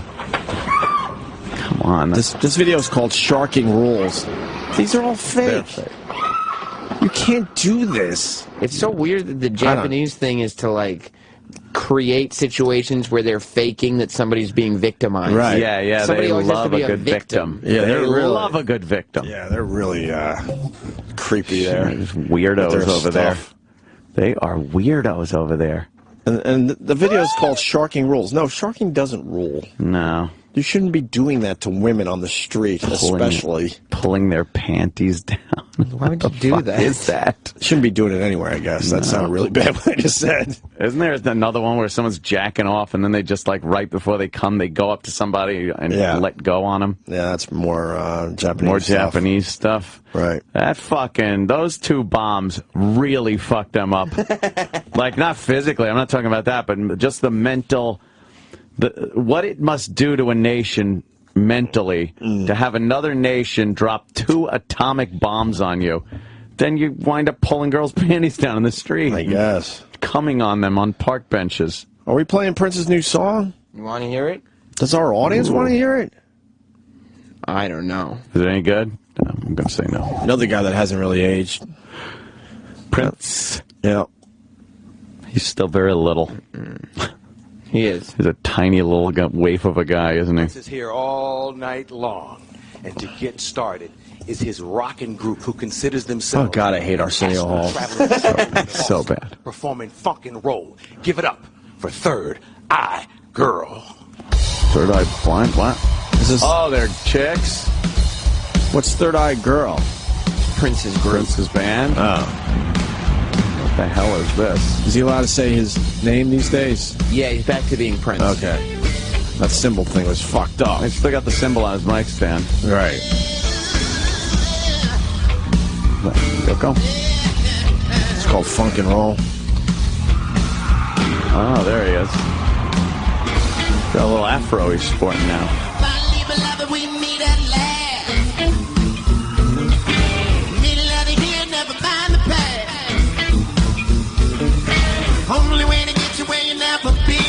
We'll try to get to the hook. Yeah, we'll try. He looks like short little Lenny Kravitz. Yeah. That's gotta be a wig, right? There's too much going on with that afro. It's gotta be a wig. It's alright. Generic. Kind of like a few Prince songs. That's all right. Whatever. Got little dancing people behind him. What are you gonna do? It's not as good as a Batman song. Bat Dance? Bat Dance. Yeah, Bat Dance was great. Oh, my shit. That's one of my favorites. favorites. Was the shit. Let's say hi to Brian in Wisconsin. Brian. Guys, hey. Anthony, you were talking about Japanese being perverts and stuff like that. Sure. Haven't you ever listened to Jimmy talk at all? No, never. Why? What? What? He's just a bit peculiar as well with his, Jim is not an entire culture. Yeah, I mean, it's I guess you're right. There's a whole thing going on over there. Yeah, they get weird with their stuff, with their porn and their sexuality. Joey in Jersey. Hey guys, yeah, back to the Japanese videos. There is a video that I saw where this guy just runs up to a chick in like a bus stop in Japan and just basically jizzes on her head. Yeah, they do that jizz videos. Yeah. And then runs away. And I gotta say, I think it was adorable that your call screener did not know what bukkake was. Aww. Who answered the phone? Is it Becky? She hasn't worked with you long enough. She shouldn't be subject to That's adorable. That type of filth. Poor Becky. Later, fellas. All right, let's go to James in Nevada. I guess he does upskirts. James. Becky. Morning, boys. How you guys doing today? Do you really do upskirts, or are you just trying to get on our show? Actually, yeah, I do them. Why? Well, what else do I got to do out here in Nevada? I don't know. The secret is a two-man team. Two-man team. One causes a distraction. The other one takes the picture. It's pretty simple. Slavo! Little shout out to Slavo. Hale in Arkansas. How? Well, how do you say your name? Hey, it's Hal. It's Al with an H. Hal. How? Yes, sir. Well, it's spelled H-A-O on our phones here. You say H-A-L? H-A-O. That's how they spelled your name. That would be completely wrong. It's H-A-O, sir.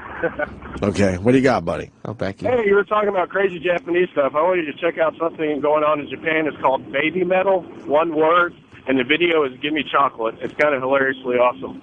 Baby Metal. Give me chocolate. Yeah, check out the video on YouTube. You'll either laugh or hate it. All right, let's give this a shot. Let's give this a shot. Thank you. All right, here we go on Baby Metal. One of Give our me chocolate. listeners, which never never works out ever. Never works. Got to acknowledge that. Some kind of live performance. Live performance is 3 Japanese girls looking pretty hot in little choreography, Spanish-looking dresses. Yeah. And they got dances all worked out. Right. And of course, they got the pigtails high on their head. They look kind of anime-ish. Anime. And all the people in the band are skeletons. I like the sound.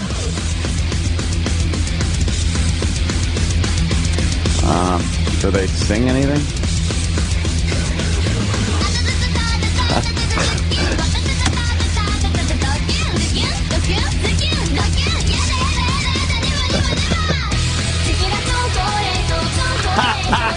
I love this. What the hell is... It sounds like a regular song in fast speed. Yeah.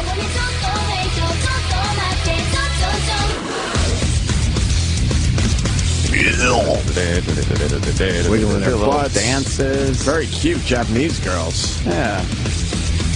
I like the music. You could do something with that. They're doing funny little dances.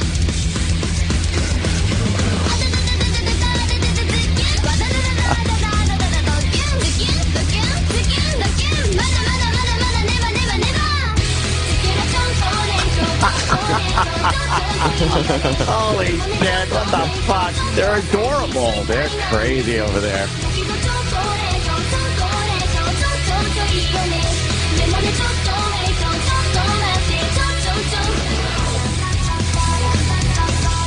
All right. That's very They got a cool cute. sound, I think. Yeah. Let's say hi to Sam. Not you, Sam. Hi. Sam at South Plainfield. Sam, what's up? Yo, what's going on, buddy? How Hey. you doing? Hello. Hey, just to touch on like all of these, legislations and rules, and even like the sharking videos and all that shit in Japan. Did you ever think for a second how fucking awesome it would be if like roles were actually reversed? Like how, imagine you're at the mall with like your girl and you're just waiting online at Sparrow for a slice of pizza, just fucking hating life. And like a rogue group of girls came, pulled your pants down and started jerking you off. Like how fucking awesome would that be? Yeah, guys don't have problems with this stuff like women yeah, do. I know. Like it needs. If a woman flashed me on the subway, I would consider that a great day. Oh, you'd be telling your friends. But man, women don't like flashers on the vag. subway. So some vag. Yeah, that would make me smile for the rest of the day. Yeah. But most women, they run to the police station. Right.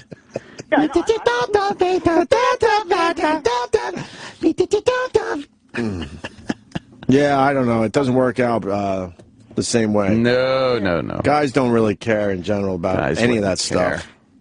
It's always good. Is that because guys feel like they can control the situation? Is it because the women feel vulnerable? I feel like there's a lot of women out there that wouldn't mind seeing a guy flash on the subway. No, they just don't like it. Yeah. Maybe we should have an experiment. Guys wouldn't care, though. We should do our own experiment. We do have a guy intern. Guys and then girls. Right. We need a girl to do it in front of, like, guys and see how many fucking guys complain. Call the cops. Can you think of a scenario where a woman would absolutely violate your personal space? Unless it's physical harm. Right. You know. Yeah, well, of course. But if it's just some kind of masturbatory thing, or she squeezes your ass or fucking grabs your dick or something, it's not bothering me. Nah. It's not bothering me none. No. I don't care. I'm trying to think. Fat girl sits on your face. Yeah, what if she's gross? Fat girl. Still wouldn't matter. I'd in laugh. a skirt, no panties, smothers your face in public. Now what do you do? All right, that might be a little much. You know, because then, again, it's the harm thing. There could be some disease over there. You know? What if she's 20 years old and she's in perfect shape? Are you running to the precinct? Yes. No, you're right. I'm not. That's a double standard. But why? I would assume women feel like they're vulnerable. I don't know. Yeah, they're being violated. Right. Yeah. And they get mad right away. Yes, very quickly. A couple of these pop up on the subway every year, and it's really funny how the women, they don't take shit, by the way. I'm not saying they get right in the guy's face. Right in the face. They're snapping pictures. They're fucking yelling. Calling him a pervert and pathetic and all that. Yeah. But if the roles were reversed, the guy's just enjoying the show. Yeah. So. What is this video? What is this one? This is an old one. This is like 10 years old. And what is it? It's a bunch of Japanese guys, and they sing this song, and they're all wearing just underwear with leaves. Like with the leaf in front, like Adam from the old Adam and Eve. Right. This was huge virally like 10 years ago. Oh, yeah? Well, it's not 10 years ago. Let's say hi to Lady Trucker. Lady Trucker. Good morning. Yeah, the problem with guys that flash is they're just ugly, creepy-looking fuckers. You do know you look like a pig, right? Wow. Why are you calling guys creepy-looking? Because the guys that tend to flash are creepy-looking, ugly fuckers. How would you guys feel if I was flashing you in the subway? Yeah, that'd be a problem. Yeah, I would not like if you flashed me. What's with the voice this morning? Yeah. It's been out for all week. I coughed so much I blew my voice out. You did what? She coughed I coughed really hard. What are you coughing up? You blew your voice out. Coughing. Jesus. What were you coughing up? You sick? Yeah, what do you got? Yeah, it's just liquid phlegm just going down to my lungs. Yeah. It's so fucking sexy. Yeah, right. You're a disaster. All right, let me, thanks, Lady Trucker. You're amazing. Let's go to John in Jersey. John. How you doing? Hey. Hey, John. I was in a gift store at the mall a couple weeks ago, and I went to the back of the store. I was looking at something. This big fat girl who was sweating profusely looked at me and said, "Oh my God, it's so hot in here," and pulled up her shirt and showed me her big wet... Her boobs? Her big wet boobs, yeah. Boobs. And I just, I looked at her and just walked away. I tend to not believe you. I swear. You swear that she did I would that? have said she was hot if I was lying. Right. Yeah. Huh. Flavo! Another Slavo. Are you the same guy? No. Oh, okay. These baby metal girls really do dance around, very energetic-like. Yeah. Let's say hi to Jay in Pennsylvania. Jay. Yo. Hey, buddy. Hey, that guy was so full of shit. Uh-huh. Oh, the one we just had on? Yeah. Yeah, I believe so. Okay. It just doesn't happen to guys. No. It just doesn't happen. It doesn't. It doesn't matter. Yeah, it wouldn't matter. There's an awesome video on YouTube called "I Was Robbed by Two Men,"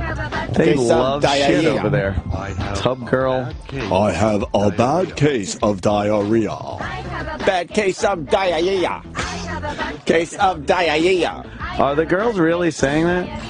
Yeah. Yeah? They're learning English, man. Come on. But it's kind of wacky to learn. Man, they have flat asses. What's that about? I don't know. They walk like we do? It's just a weird thing. Maybe they just don't have staircases in Japan. It's not 100% either, flat asses. But it's very high percentage. Right, why? I don't know. Just walking around makes that ass look a little better, right? Yeah. I saw a recent picture of Mila Kunis, who we have said has no ass for many years, and she had an ass. I think there was some trickery going on. I think they do that butt implants. What? Really? You think? Vice did a whole documentary on the butt implants. But how good would it look like that? Because she, it was barely wearing a little thong thing. It looked really good. They actually put implants in. Yeah? Yeah. Vice rules, man. Everything about them rules. Their Twitter account rules. Their YouTube account rules. You could kind of their website. You could kind of tell, though, tit implants. You can't tell. Like that one. There's the one where she's leaning against the wall. Go down, go down, go down. Down one more level. To the there. Right there. Okay. Look. Yeah, man. She's got a great little. That is a great picture of her. It's tiny. Yeah, but it's there. I bet you that's airbrushed. You think? I bet you they airbrushed that a little bit. Something doesn't look right. That light highlight right there does a lot. She's standing on her toes. Yeah. So, diarrhea. I have a bad case of diarrhea. Oh. Have a bad case of diarrhea. Because she got zero ass in a lot of the pictures. She's a very cute girl, though. Except without makeup. Yeah, seen that one? Yeah, of course we all have. On Facebook. Oh, here, what Hollywood street address are you? I'm fine. What? Oh, that's all Facebook is now. Oh, what character from Breaking Bad are you? Oh, really? I'm Walter White. I'm Walt Jr. Oh, what type of string are you? I'm Twine. They've gotten just all these. It's all there is. I got a bad case of diarrhea. It's that, and then you got to deal with this. Now, our good friend of 15 years is gone. Little Snuggles. We had to take Little Snuggles and put him to sleep today. And then the 150 comments. So sorry to hear about your loss. Remember the good times with... It's all it is now. Social media has shown that we just don't have anything to talk about. Nothing. We really don't. Diarrhea. I have a bad case of diarrhea. Every time I go to Facebook now, all I want to do is cancel my account. Really? And throw it away. There's nothing on there that I scroll through, I see what a couple of my friends are doing, and it's like, oh, this, that, big shit. And for the most part, it's just, check this out, holy shit! And it's a video you've seen 2-3 years ago that you know is fake. Holy shit! I love Facebook as far as promoting my dumb stuff. Yeah? Yeah, I get way more attention off my Facebook page than Twitter if I have a video or something. Yeah. I put a link on my Facebook page. It does way better than if I tweet it. Way better. Look, the water slide guy is launching on a ramp and going into a pool fucking 100 yards away. That's cool. Really? Is it? Yeah, that's cool, right? It's great CGI, Diarrhea. What's your Facebook page? Mine? I guess just Anthony Cumia. Nice. Yeah, I think so. I had to add fans onto the end of mine. Did you? Opie Radio fans. And notice the fans part. Yeah. You hating assholes. Oh, boy. It says fans. So if you're not a fan, show you're not a fan by not going there. Yeah. We need to save these animals. What animals? I don't know, but then there's a video of some fucking 3 dead dogs in a dumpster. I want to see it. I don't want to see it. Of diarrhea. Diarrhea. Oh, diarrhea. I have a bad case of It diarrhea. goes on and on, doesn't it? I wanted to talk about something after the break, but now this song fucked me up. It's really brainwashing. Let me take a sip out of my my health shake, and maybe I'll remember. Your what? My health shake. God, I outdid myself this morning with my health shake. I don't remember it being called that. It's the same thing as before. It's my health shake.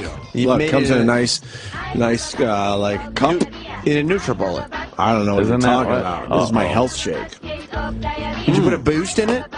I did. You got to put a nice boost in your health shake. Trouble in Paradise? Yeah, because that sounds like a NutriBullet and also looks What are the you same. talking about? It's literally the same cup you've always been using. It's my health shake. What'd you make it in? I outdid myself, though. It's kale, spinach, pineapple, mango, oatmeal, and flaxseed, and half a banana. That's like a singing this double later. boost. What? You'll be singing this later. Man, when I drink my health shakes, the poo flows the next day. Yeah? Like, this turns into poo, which is weird. Love my health shake. It's What's the matter? No envelopes? Yeah, are you waiting for? I'm a free agent. I've decided to become a free agent. You can't get paid. I'm not getting the respect I deserve. You're not supposed to be paid under the table to mention products on the air. That's called payola. I'm not mentioning a product, am I? This is my health shake. No, What but about Dr. Ian Smith's Malt Shop 1950s fucking blender? You're gonna push that one? Oh, Dr. Ian Smith. Oh, Doc. When we saw his blender, with all the great blenders out there, I'm like, what are you doing? What is he doing? But I'm not sure. Maybe we didn't see the... No? Logistically, it didn't look like one of those blenders that... Where you twist off the blades for easy cleaning? The blades are way down there where you gotta twist your hand like you're fisting and get it down in there and clean under the blades, and it's impossible. That's why no one wanted to make their health shakes. Because the old school blenders were a pain in the ass. Just a pain. Right. You go right from the blender to the cup. Same thing. Whoa. What are you doing, man? What happened to our song? The diarrhea never stops on the Opie and Anthony channel. I say. Is that it? Yes. We only stop the diarrhea twice an hour. People want to know if we saw the hoverboard with Tony Hawk and Christopher Lloyd. Yeah, another example of dumb people thinking that was real. Yeah. Tony Hawk actually, what did he put out? Some kind of a half-assed apology or something saying, I didn't think anyone would think that was real. Yeah, well, people think it's real. People really think there are hoverboards? A lot of people think it's real. Yeah, where's the commercial? Let's see this. The thing, right. Tony Hawk rides a Back to the Future hoverboard. All right. No, he doesn't. A little street. And here comes the DeLorean. Right. Not the Back to the Future one, just your standard DeLorean. Okay. Yeah, there's no Mr. Fission on the back of this one. No. Is Christopher Lloyd going to get out? No lights. I'm Christopher Lloyd. Yes, he is. And about 25 years ago, I played Dr. Emmett Brown in the film Back to the Future 2. Right. A landmark film that, amongst other things, introduced the concept of hoverboards to the world. Now, at the time, as much as we all wanted hoverboards to be real, of course, it was an impossibility. But I'm proud to announce that thanks to the clever folks with HoverTech, the technology has caught up with the concept. This is very well done. Right, of course. And people are dumb. What is this, like a Funny or Die or something? Yes. Christopher Lloyd, he's come with this big case that's like Biff had. Right. Handing over the hoverboard to Tony Hawk. Tony Hawk opens up the case. So if it really was a hoverboard, he's going to ride it for the first time and there's not going to be problems figuring it out? It's gonna be great. How well it works. I didn't think it'd be that smooth. You know, it always looked in the movies like it was just They didn't even get a awkward, just pit bull? going sideways, and once I got on it, it felt You natural. can't go on water. Well, You know what you need for water. A lot of unless you got that are skating nowadays, adamant skate fans, started skating because of that movie. Tony Hawk is boring. Yes, and current pros. Yeah. I know he makes a lot of money and stuff, but he's a bore too. I never found him interesting. Anyone could enjoy it. We invited a few other friends to try out the board, most of whom had little or no experience skateboarding. I thought Moby? awkward. I thought there'd be for like The Moby's head. curve. And Very Charlie Brownish. Start riding it, you know what to do. Look at the people. No precedent for this. I have no It idea is how it real. works. I'm baffled He's by the floating. It's technology. got to be real. But then again, I'm baffled by most technology. Look who's riding it now. Shaq Balloon. Oh, look who it is. Terrell. Terrell. How does he want his name? You said Terrell, and he said it's Terrell. Oh. He's another asshole. Who else is in this? I didn't believe it. Schoolboy Q. I don't know, Schoolboy Q. He's the hot shit right now. Why? Because he's what it is. He's got one of those nigga songs. You know how dangerous this would be? What? It's not how they're described. I guarantee Schoolboy Q has one of those songs. Where they say that a lot. You know, I'm bored with this. Yeah. This could have been a very cool thing. It's boring. It's long as shit. How long is it? It's like 4.5 minutes long. Oh, really? So now Tony Hawk is using it? Oh, no, that's Moby. Moby and... How are they all so amazing? They think it's real. So what's the deal with this video? It was sent to you a lot?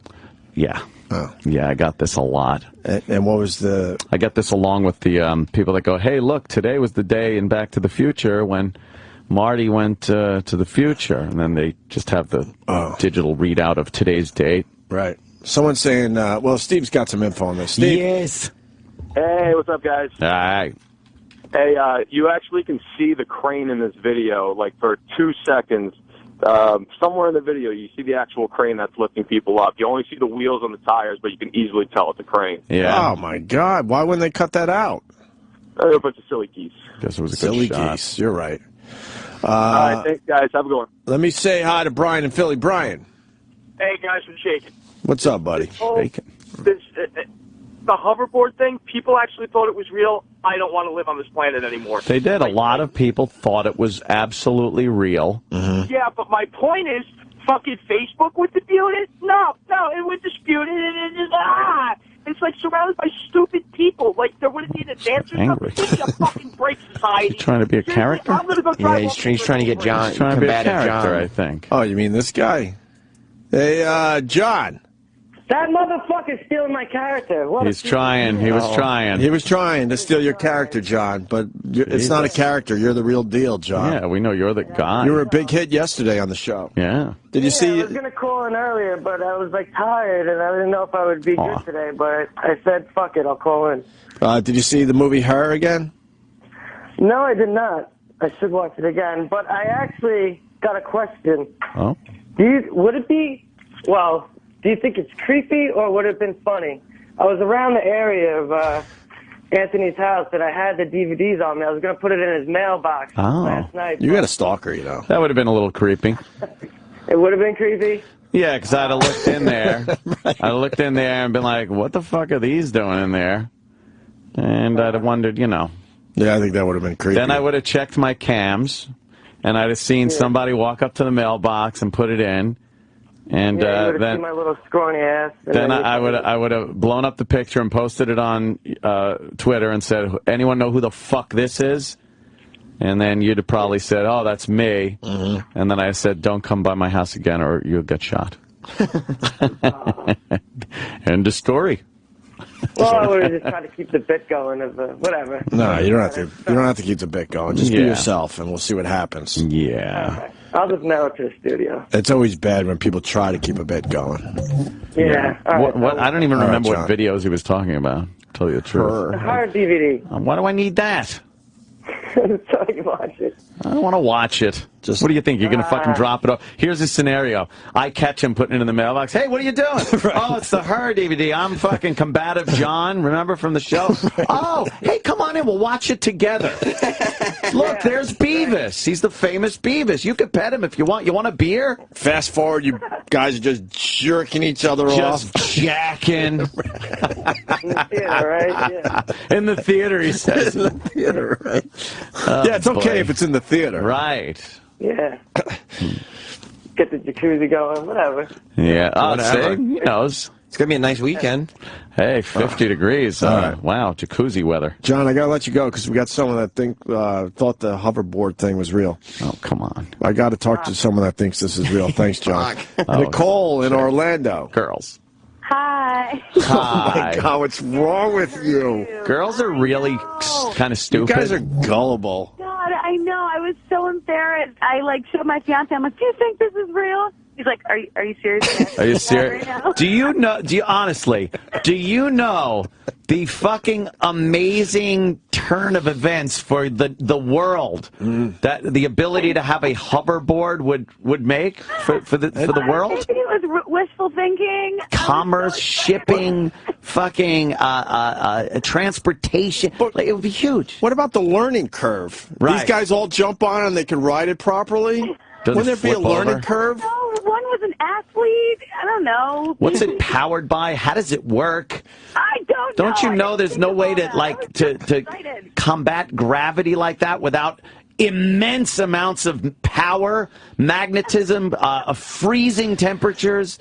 There's a way to do it, but there's no economical way to make one of those. I gotta make this statement. Girls need penises so they can be smarter. They really do. Unfortunately, we wouldn't want them then. Right. Because then they have the penis. Right. Embarrassingly enough, I'm a pretty smart girl. I mean, I know well, for a girl, I bet you are. Yeah, for a girl. But that vagina. For a girl out of Orlando, you must be a rocket scientist. You know those games where you got to build your character, and you're like, okay, I'll give him this much charisma, I'll give him this much strength, but now I don't have enough points, so I got to cut back on this. That vagina takes up so many points when building a female that you don't have much left for things like common sense, brains, patience. Fucking. All right, well, the vagina. Thanks, guys. All right, Nicole. At least she's brave enough to call and say that she thought it was real. Yeah. I respect that. That is there are funny. hovercrafts, so it can't be too far-fetched. Hovercrafts! There can't be hoverboards. Would you stop it? What about the hover golf cart? Hover golf cart? That, who was it? Was it Bubba Watson? Yeah. Is that the one with it's forced air underneath You think that one was real? With a curtain? Is that it? I don't remember now. We played it on our show. A hovercraft is just air underneath something, a cushion of air. That's not a hoverboard type. A hovercraft golf cart would rule. But we haven't heard anything about it since that video popped up. So I think he was going for the goof too, right? Full of baloney. It had to be, or we'd be talking about it every day. Every damn day. You see the Christopher Lloyd... He posted a video afterwards saying he was duped. It's another goof video. It's another goof video, right? You don't. No, he's boring. I was duped. Yeah. We had him in studio. I know. He's a nice guy. Oh. I see him almost every day. He's a nice guy. You do, huh? Yeah. He's down in your neighborhood? Jim. Yeah. He's one of the gym guys. At the gym? He works out down at the gym? I see him. See a lot of Tony Danza. Marty! Used to see Regis. Yeah. With his old man muscles pumping a lot of iron. Nice. He's got an old man body that's like all pumped up. Yeah? Yeah. Doesn't look right. And he's an asshole. He does not want to be bothered. So he's an angry guy. Yeah, he's not the nice. He's not the nice guy you see on TV. He's totally different. Well, that's just it. Now you don't see him on TV either, so he's even more angry. He's so not approachable when he's not. Oh God, he's completely different. Look at Michio Kaku's on CNN. We plug in, and then all of a sudden physicists making the rounds these days. I think we're supposed to have them. Well, that's the goal. Yeah. We're not there yet, but for animal studies, we can actually do that. When animals learn certain skills, we record the memory, and then we reinsert that memory back into what is called the hippocampus of the brain, and the animals learn it just like that. What is it that you're inserting that is the memory? Well, when we're learning a task in the hippocampus, in the center of the brain, electrical activity surges in what is called the hippocampus. That is your memory organ. We record it. Just like you videotape something, we record the impulses going into the hippocampus. So the impulses have a specific pattern or makeup that are unique to that particular memory, right? We record it. Everyone and then likes later, trying to sound after you've smart when you forgotten talk the to these task, guys, by the way. reinsert You try to sound concise. Right. You use a few words that might be a little larger than your normal vocabulary. I'm guilty of the same thing. You just feel compelled to oh, look, I made him think I was smart for a second. Do you think they know do you think they ever think that you might be on their level? No, because everyone talks to them like that. Yeah. You pull out 2 or 3 words that you learned years ago that means something important. Or you just repeat what they said. So what you're saying is... So what you're trying to tell everybody, and then they go, yes, exactly. And you go, hi, I'm so smart. I'm so smart. Maybe he thinks I'm smart. He doesn't. I just remembered something. Yeah. Do you mind? No. All right. Thank God you don't mind. Not at all. All right, hold on a minute. Okay. Oh, phew. All right. Oh, no. Is this a cold call? Is this E-Rock's number? No, I just remembered something. I can't wait to find out who it is. Opie and Anthony. Paulie! Oh! You're on the air. What up to this morning? You're awake this early. I thought I would have to leave another message for you. You should tell him he's on the air. No, I'm in the He's on the air. Yeah, you're on the air, buddy. He knows. I just went by my office to pick up my phone charger, which I left here. Are you in L.A.? More exciting news for your listeners. Well, I was thinking about you because yesterday I went and saw the Muppets movie with my young children. It's the new one with Ricky Gervais and the evil Kermit. I haven't seen it yet. Tell me. It was pretty good. I liked it a lot, but I was very mad because they only played a snippet of Rainbow Connection. Why I oughta. How could they?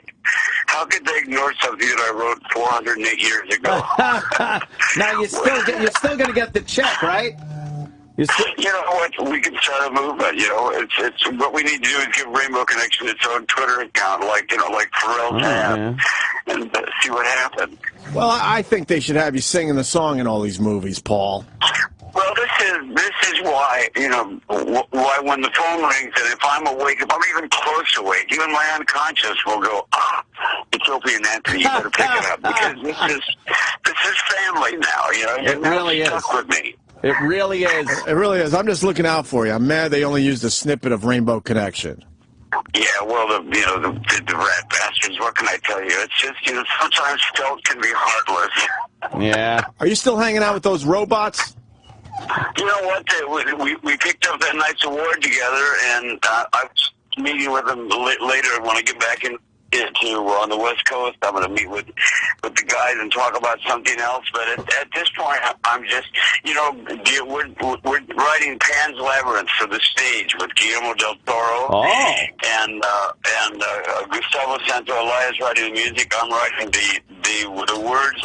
And then the main thing that I'm really just finishing up is, Tracy Jackson and I are writing a book called Gratitude and Trust. Recovery is not just for addicts, and it'll be out in September. So when that book comes out, I want to come over and drag my friend Tracy, who's this really brilliant lady, and sit her down with you guys. And if you can't take advantage of your friends, who can you take advantage of? Brilliant. It is brilliant. All right, Paul. Love you, miss you. Talk to you soon. Oh, jeez. See, now he's going to think there's a problem. Why? Well, you just kind of hung up on him. He said love you, miss you, but... Should we call him back? Probably not. Oh, we should? I think it would be harassment at some point. Why? When does it turn into bullying? He was probably bullied a lot. Oh, you're going to say there's a problem with the phone? That old gag? Someday you'll find a rainbow. Paul, Anthony feels like I might have hung up on you there. I didn't mean it to sound like a hang-up. Oh, no, it didn't at all. It did not sound like a hang-up. No. All right. No, you guys are, listen, you guys are, you see, on my Instagram, I did a thing about the other day about the Nerdist podcast. I said, you've only got, I'm 164,283 followers away from kicking your ass, Chris Hardwick. And Opie and Anthony, you're next. Whoa! Oh, man, nice. I like that. I got to follow you on Instagram. All these followers, I've got like 9. I was just starting to Instagram, so. Oh, come on. Shout out, and then I think I put as a hash mark, I put something loving and like you guys were. Love you, miss you. Love you, miss you. So kind of you. I appreciate it. Yeah. What's your Instagram? Let's get you some followers today. Instagram is Paulilama2, PULIELAMA2. And the Twitter is at I am the letter I, the letter M, Paul Williams. You guys are amazing. What did I do? I don't know, Paul. We just love you. And, of course, miss you. When it's summertime, we're playing golf, right? I would love to. I'm going to take you up on that. That would be good. We desperately need to do that. I mean, if tiny little you can get the full payoff of the friendship. That's the most. See my golf so we can Yeah, I hear you. All right, Paul. Hey, listen, if there's anything, flash right back at you guys. If there's anything I can do, you need me to show up for some charity thing or somewhere like that thing. That'd be nice. I never fail to ask. If I can do it, I'll be there. I appreciate it. Thank you, Paul. Thank you, Paul. You got it, guys. Have a great day. Yeah, let's hang up proper now. Thank Yes. you. Love you, miss you. Proper. All right, bye. Proper hang up. His little golf clubs. That would be adorable. Keep saying he wants to play golf. I got to do it. It would look like that dwarf. Hey, we got Joey Diaz walking down the hall. So we'll take a quick break, and we'll get Joey on the show next. Stay there. The Opie and Anthony Show. Got that right. Oh, yeah. Heading toward the weekend. Yeah. Where's Joey? Joey Diaz is here. Yeah, where is he? Did he go to take a piss or something? Maybe. Take a piss. Look at Vince, young Vince right there. In the corner. We were watching some of the new WWE network that they got because Sam subscribed to Hey, Joey. it. How you doing, man? Yeah, take a seat. Whichever one you want there, Watching the Joey. Brooklyn Brawler and Kamala go at it from '93. Look at young Vince. Good old young Vince With his McMahon. Pompadour hairdo and stuff. And a red bow tie. Yeah, ready to do the interview. That's right. The post-match interview. Wow. What's up, Joey? What's up, guys? How you been? Thank you very much for having me. What, you kidding? It's been a while, right? No, it's been a long fucking What was that about? Who the fuck knows? You had a problem with us? No, I'm kidding. You know, whenever I come to town, I don't know who to call. Yeah. I don't know who to even, and then I come and I go, fuck, I should have called Opie. Where do you live? L.A.? Los Angeles. Yeah, you're in L.A. Yeah, so I didn't know, it's just... But I talk to Jimmy. I see Jimmy at different, UFCs. Right. Well, we're back now. Yeah, no, we're back. We're back I'm together happy. finally. I'm happy. Great to see you guys. Twitter's very excited that you're doing our show today. Yeah, I'm very excited. Very cool. Yeah. Someone told me to mention ranch dressing. Oh, I fucking hate ranch dressing. They said if you just mention ranch dressing, Joey will just have something to say about it. I just hate it. I just don't know where it came from. Reason? No? Just don't like it. No. I'll tell you what the real reason is. You go to these places and you go, let me get an order of wings. And it comes with blue cheese. No. It comes with ranch. Well, let me get blue cheese. We don't have blue cheese. How the fuck don't you have blue cheese? Then you shouldn't be serving wings. Then you shouldn't be serving wings. Yeah. That was my argument. Yeah. And when some places in like Orange County, California, they just served ranch dressing. I'm like, and then, that sounds like a very Orange County, California Yeah, it drives thing. me crazy. So that's why I just took offense to it. All right, you offer me ranch. That's cool. You don't have ranch. Now give me the blue cheese. We don't. If you have the blue cheese, I won't get pissed off. Right. But for you just to say I don't have blue cheese, that just sets me the fuck off. That's no disrespect to Buffalo, New York. That's It's all these places that have to make like wings their own. Their own thing. Just stay with the original recipe. Everyone loves it. We've decided we love Buffalo wings. You don't have to do the honey barbecue, whatever the hell. What is it? Honey mustard, sweet and sour. I do like a good barbecued wing. I like a good teriyaki wing. No, they're not bad. But that's not. But it's not a buffalo. But it's wing, under the guise that it's buffalo wings. They no. do that to you. We make our buffalo wings different. Well, then don't call them buffalo wings because they're not buffalo wings. I lived in Buffalo for 3 years. You started. We were big up there. Well, sure. Rochester, Buffalo, something like that. Both places. I was huge. Oh, that's right. Weeze. What's his name? Brother Weeze rules. Brother Weeze. You should do his show, man. I do. That's the connection. Okay. Yeah. That's the connection. I remember him telling me that's right. That's the connection. I learned this radio thing from Weeze, big time. Big time. No one else really. Maybe an influence here and there, but Weeze really. What years were you up there in Buffalo? Oh God, pushing late '80s. They don't fuck around up there. Late '80s in Rochester, early '90s in Buffalo. Okay, yeah, they don't mess around. That's cold weather up there, Jack. Yeah, that's the home of Rick James. That guy didn't fuck around either. Yeah, he knew. Old Rick James. You know how to keep warm. He lived on the fruit. Fucking yes, he did. Firing up that pipe. I saw him years later at the Comedy Store, like just in front of the Comedy Store one night, and I almost died. And I thought he was clean. He obviously wasn't. Obviously, yeah. I thought he was with some fucking chick, and I didn't even shake his hand. And just seeing him, I was like, fuck it, that's good enough for me. Yeah. We had him on. Yeah, we did. I just remember that. We had him on at WNEW. We had a good time with him. When he was fucking Linda Blair, it's like, oh my God, what the fuck is she doing? That's all I could think was, what the fuck? That means Anthony had a crush on Linda Blair, by the who way. didn't? Come on, growing up. That was a bummer to you, huh? Oh, my God, about the same age and shit like that. So you were with her through The Exorcist and then the prison movies and shit like that, all that hot fucking Caged Heat, whatever it was. And then it's like, oh, yeah, here she is with her boyfriend, Rick James. I'm just like, fuck. What happened to Linda Blair? Where is that poor? Exactly. See what happened? I don't know. She does those Comic-Cons. Got all fucked out by Rick James, and that was it. That was he fucked her out, too. He was fucking those bitches up. Making them smoke crack. Yeah, burning them. 3 fingers in their pussy, yanking that monkey up. When you pick them up by the hoof like that. Yeah, and, you just, and you hit them in the face with your cock. That's because see, there's fucking, then there's coke fucking. Right, coke That's where you get evil. You got a towel on and a gun in your underwear, and you got a knife in your fucking shoe, and you're eating pussy, but you're pulling her hair. It's fucking disgusting. Nothing better than fucking dogging a chick and having to peek out the window every 2 seconds because you think the cops are coming. Oh, go look out the window, you dirty bitch. Rub Bengay on her feet. Oh, torture those motherfuckers. When you snort coke with a freak, they know. And especially once it comes to the last half gram, they got to work for every fucking line. Yeah. They're sniffing your asshole. They're doing everything. Oh, yeah. Jesus. There's nothing really anyone can trade for that last half gram. It's hysterical how I haven't done blow in 7 years.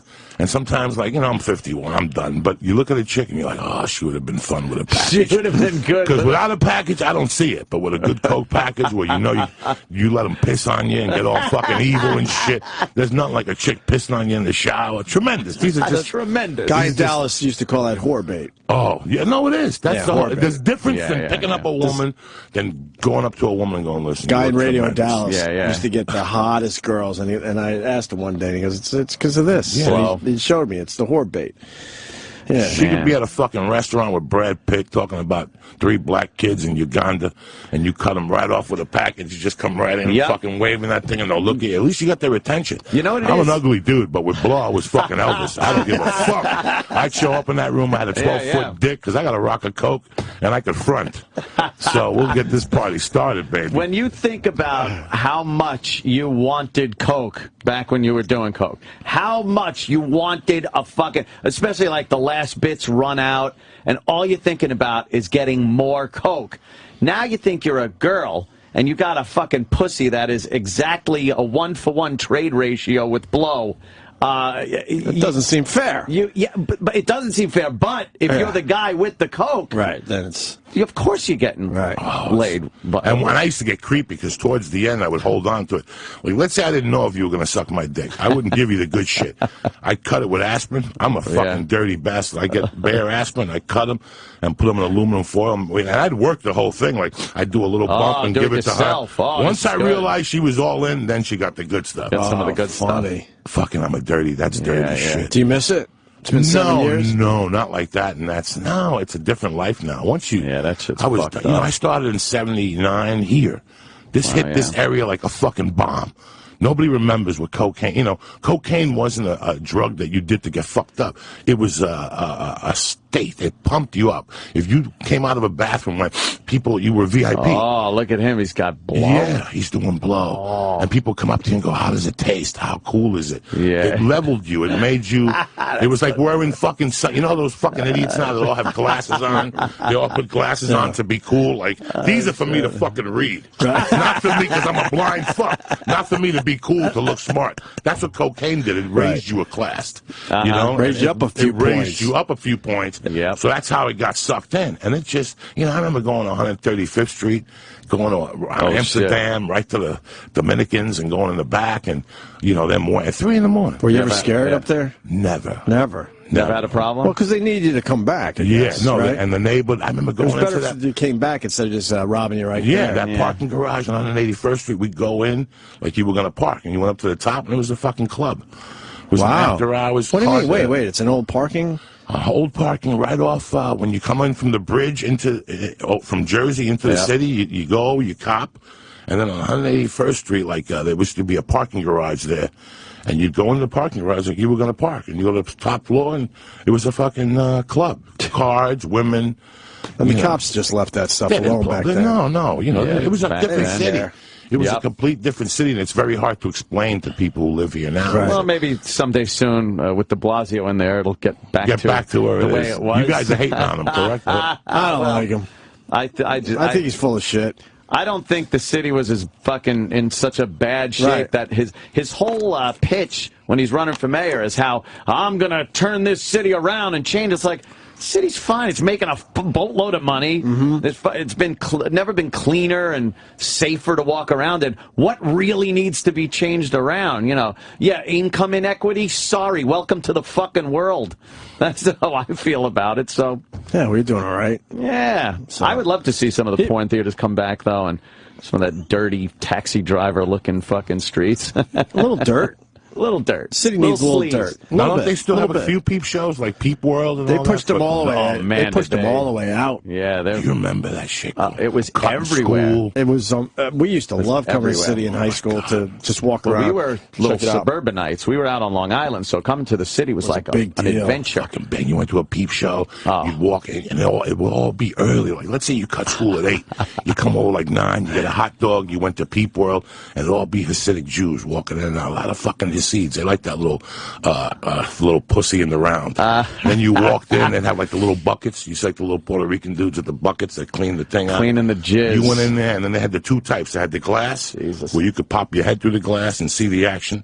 Then they had the bulletproof glass. Right. Remember the day we did that? Yeah. No, me and my brother. Yeah. All squeezed in one of those where you couldn't put your head in, but they had a hole. You could see each other across the way. You could see each other. You could see people were whacking off. You look at them and they catch you. I'm not jacking off over here. Yes, you are, cocksucker. You showed me. Everyone in the round, like the girl, it was like seeing a concert in the round, but it was a naked like girl. Westbury Music Fair. Me, you, and my brother went in. We squeezed into one booth. And remember, he was trying to grab the girl's leg. Yeah.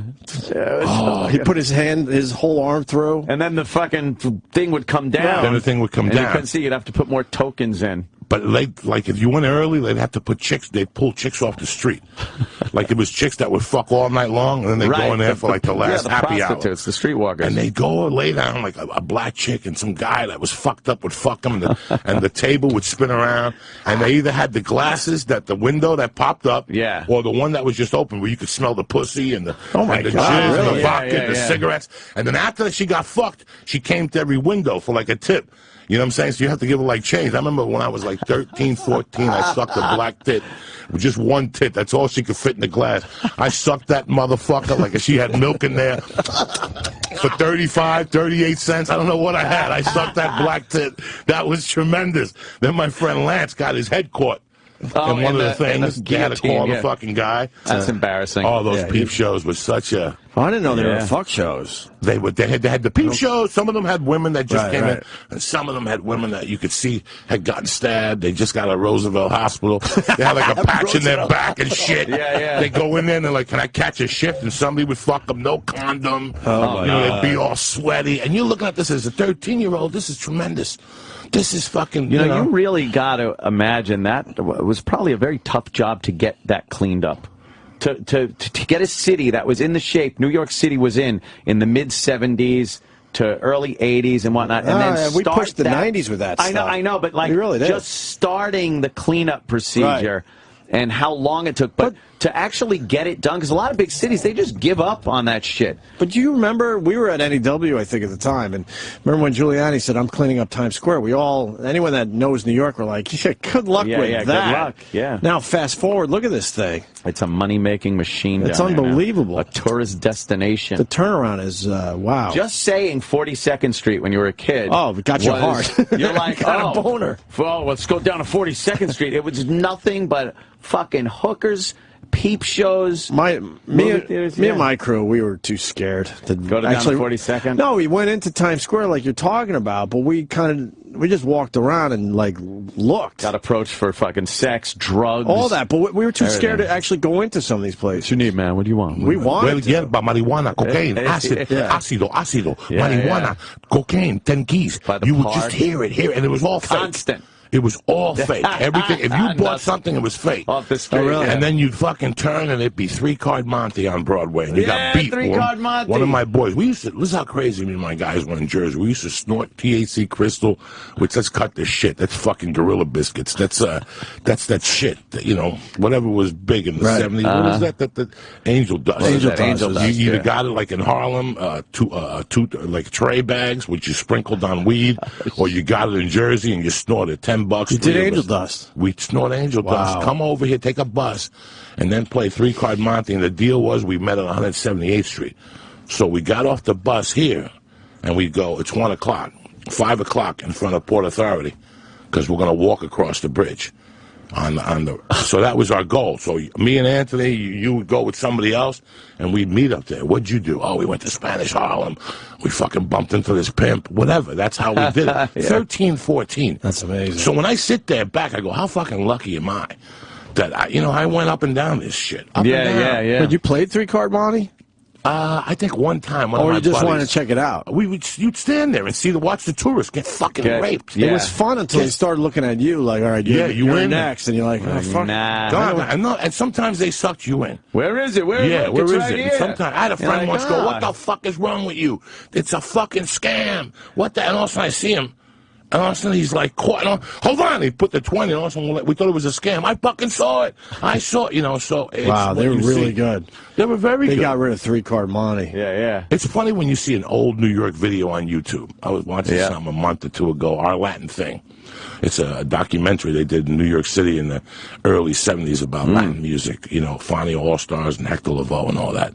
And they show the cities. It was fucking filthy. Amazing. Fucking paper.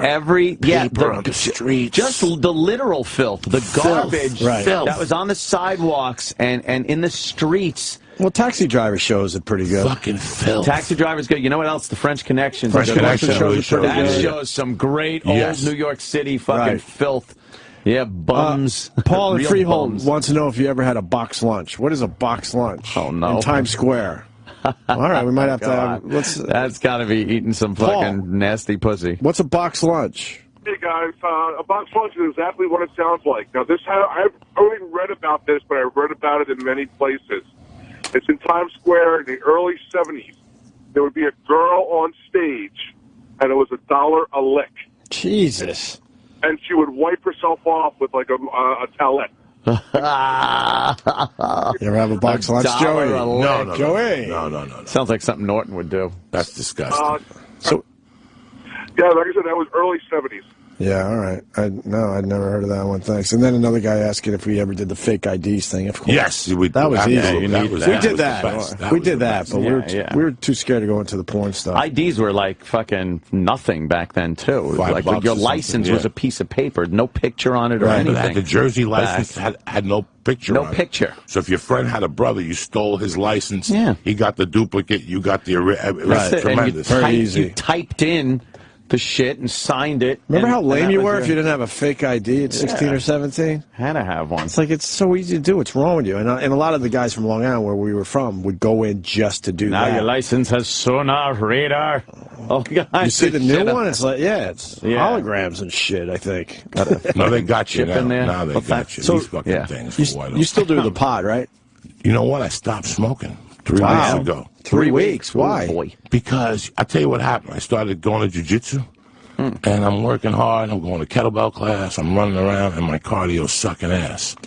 So I said, let me give it a couple of weeks, just to see if that helps. I mean, it's 30 fucking years of smoking pot.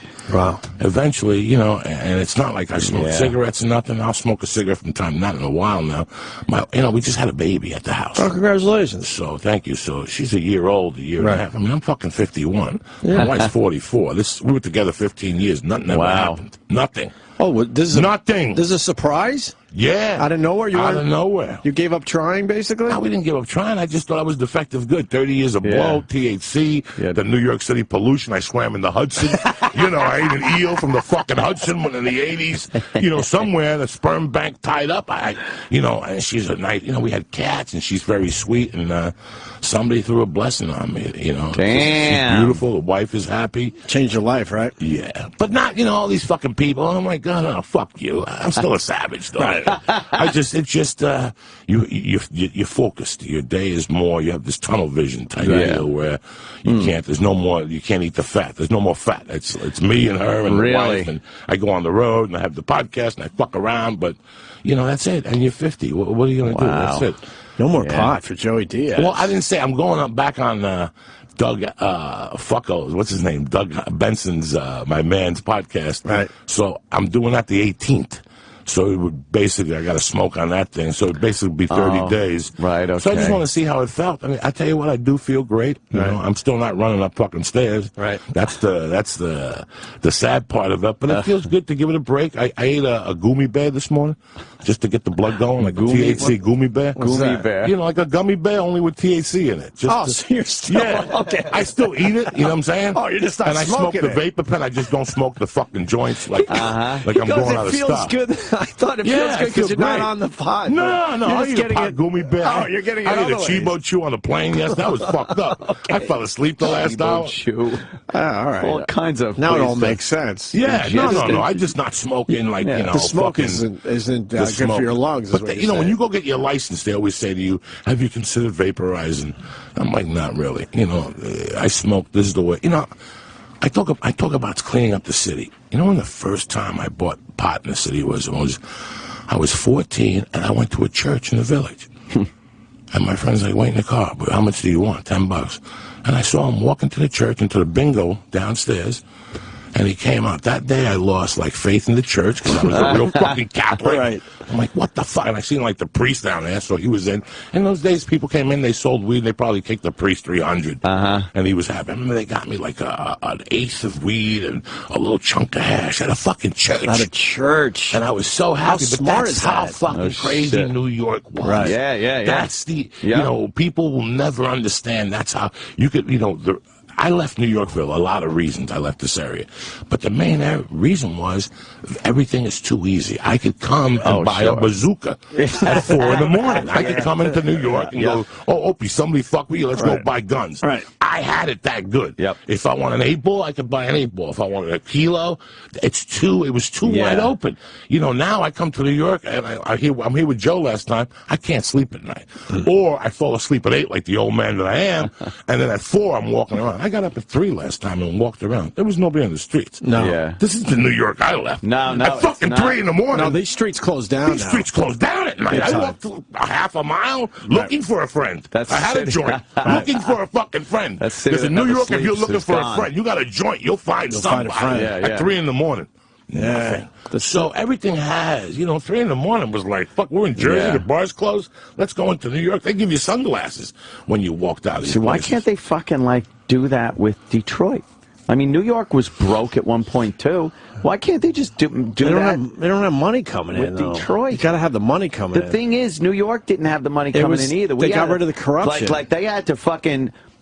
Remember Gerald Ford? Of course. To New York City, dropped dead, and under Abe Beam and everything. But the city was broke, and somehow managed to use it as a tourist location. There was more corruption. They were getting rid of it. Yeah, that's true. But I mean, it just seems to me like, given the right leadership, any city could probably recover. I don't know. Detroit's pretty rough. It's fucking rough. Fucked, I know. Detroit is rough. Look at the videos on YouTube. Listen, it's amazing. It's not only Detroit. When you travel to a lot of these cities, you see the demise of these cities starting. I did a show in Pittsburgh 2 years ago. Yeah, bad. And they were telling me that the bars around the stadium don't open unless it's baseball season. Really? Like year-round. Yeah, that's it. The day, the city, the scene moved to the other part of the city, so that scene isn't that hip. So no one would be there. You go to cities like Buffalo, had some great construction when I went this time in January. Really? Well, Buffalo, down the Great Lakes, that was all industry that has dried up. The boating industry and all.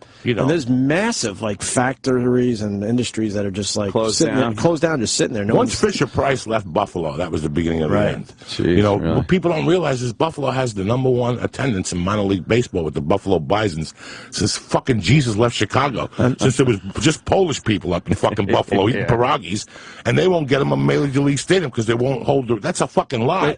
Today, They building phones with you could fuck a phone in 2 years. In 2 years, you're gonna be able to plick a pussy's gonna come out. You can fuck it. You can't build a fucking stadium with a whole 10 pounds of snow, bitch, up in Buffalo. That'll kick the city up. They've been trying to get that team for since I've been there, which I left in, I don't know, 90, I guess, 91, somewhere around there. And even back then, they were hopeful that it was right around the corner they were going to get their team. It's not happening. And their stadium's beautiful up there. They have a nice minor league stadium. But Detroit, that whole area, Cleveland, Detroit needs a fucking infusion. Well, Cleveland downtown is creepy. It's creepy. We were up there about a year ago. That always freaks me out. Zombie land, man. No one there. It's an empty fucking But as soon as city. you walk out on the street, all the homeless people come right at you immediately. They're a bit aggressive up there in Cleveland.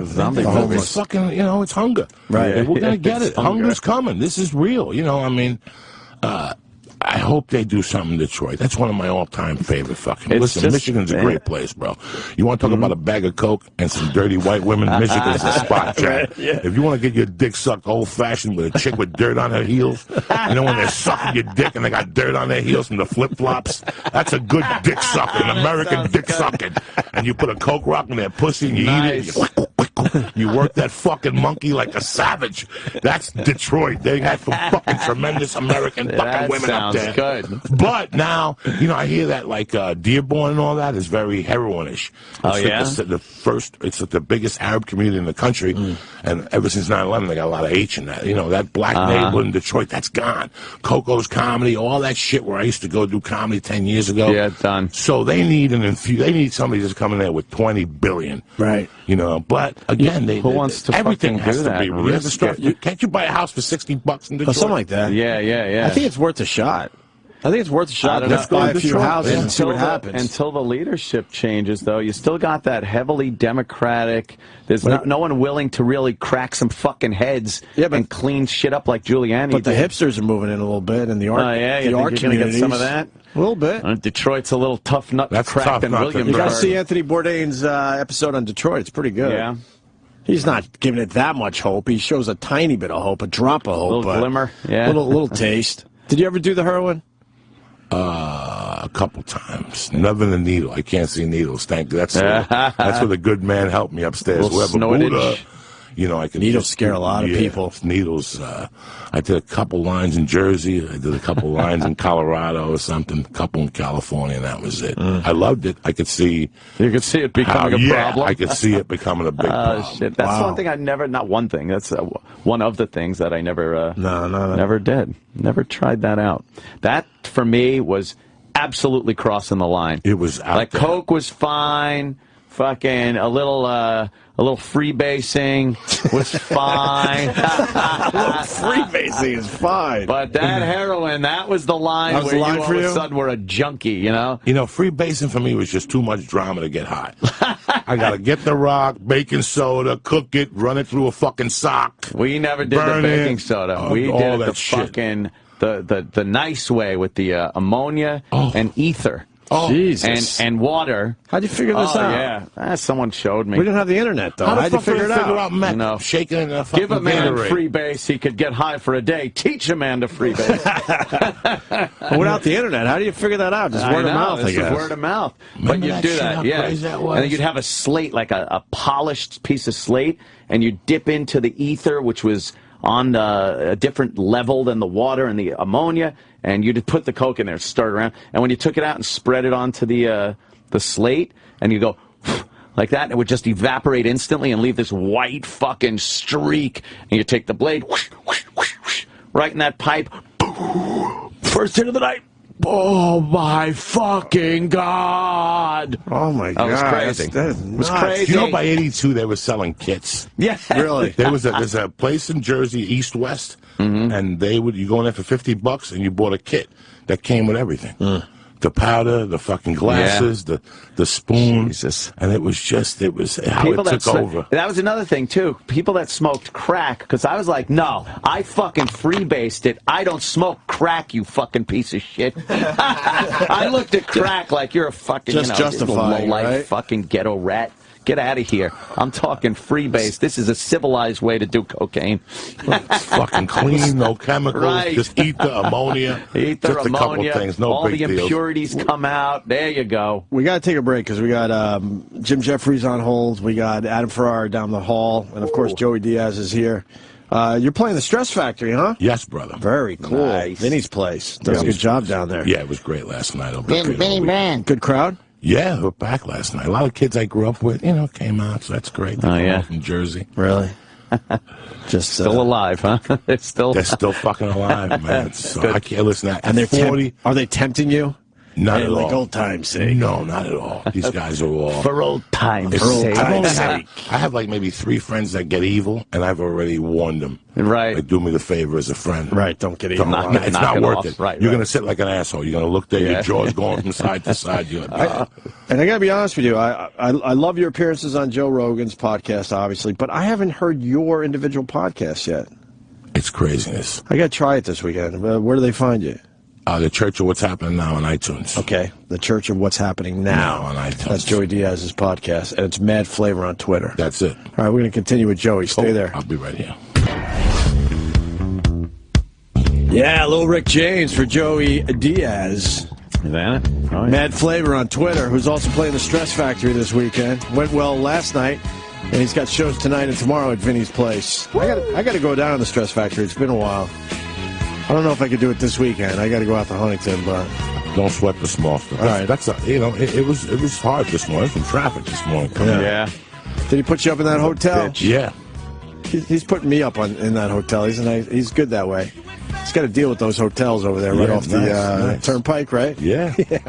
Really? Really sharp. It's nice. If you go and check out Vinny's, club, he'll set you up. Yeah, He'll give you a room. I went out there once. Yeah, I drove back. I go, Vinny. I don't feel like driving home. He's like, I'll put you up. What a guy. Yeah, I'll put you up. Yeah, this midget voice. Little People, Big World. Same guy. Same voice. If you know that guy. Adam Ferrara's in studio. Hi, Adam. Wait. Maybe I should do that. There we go. How are you, fellas? Pretty good. We were talking about old school New York. Yeah. You remember being a Long Island guy. You come from our side. But I heard you. I was in the office. I heard you, like, your crew would come in and you were too scared. I swear to God. I came in, and it was Ozzy. When I came in, we came in the city. We got off the train. We looked around, and Ozzy said she was a hooker. And I was like, she was just into me. I said, for $20, she'll be into all of us. Yeah. Let's get the hell out of here. She wasn't into you. I just liked observing the pimps and the hookers. They were right in the open, and we were brave to go in and get dumb fake licenses. That's what. Yeah, and we would just walk around the seedy parts and thought we were cool and look. Oh, the looking was great, but like Joey's saying, going in at 13 or 14 and seeing a fuck show, a peep show like that, that would be a soldier. Unbelievable. It's disgusting. That mentality. Listen, but it still shocks you later on. You think about it, you're like, what was I thinking? You couldn't control. Like, I wouldn't be able to control myself. I remember having a fake ID and going into the Tender Trap, that fucking tit bar, on Long Island. Disgusting. And just like breathing like, because you knew a chick was coming out, her tits were going to be hanging out, like nursing that fucking $8 bottle of Bud.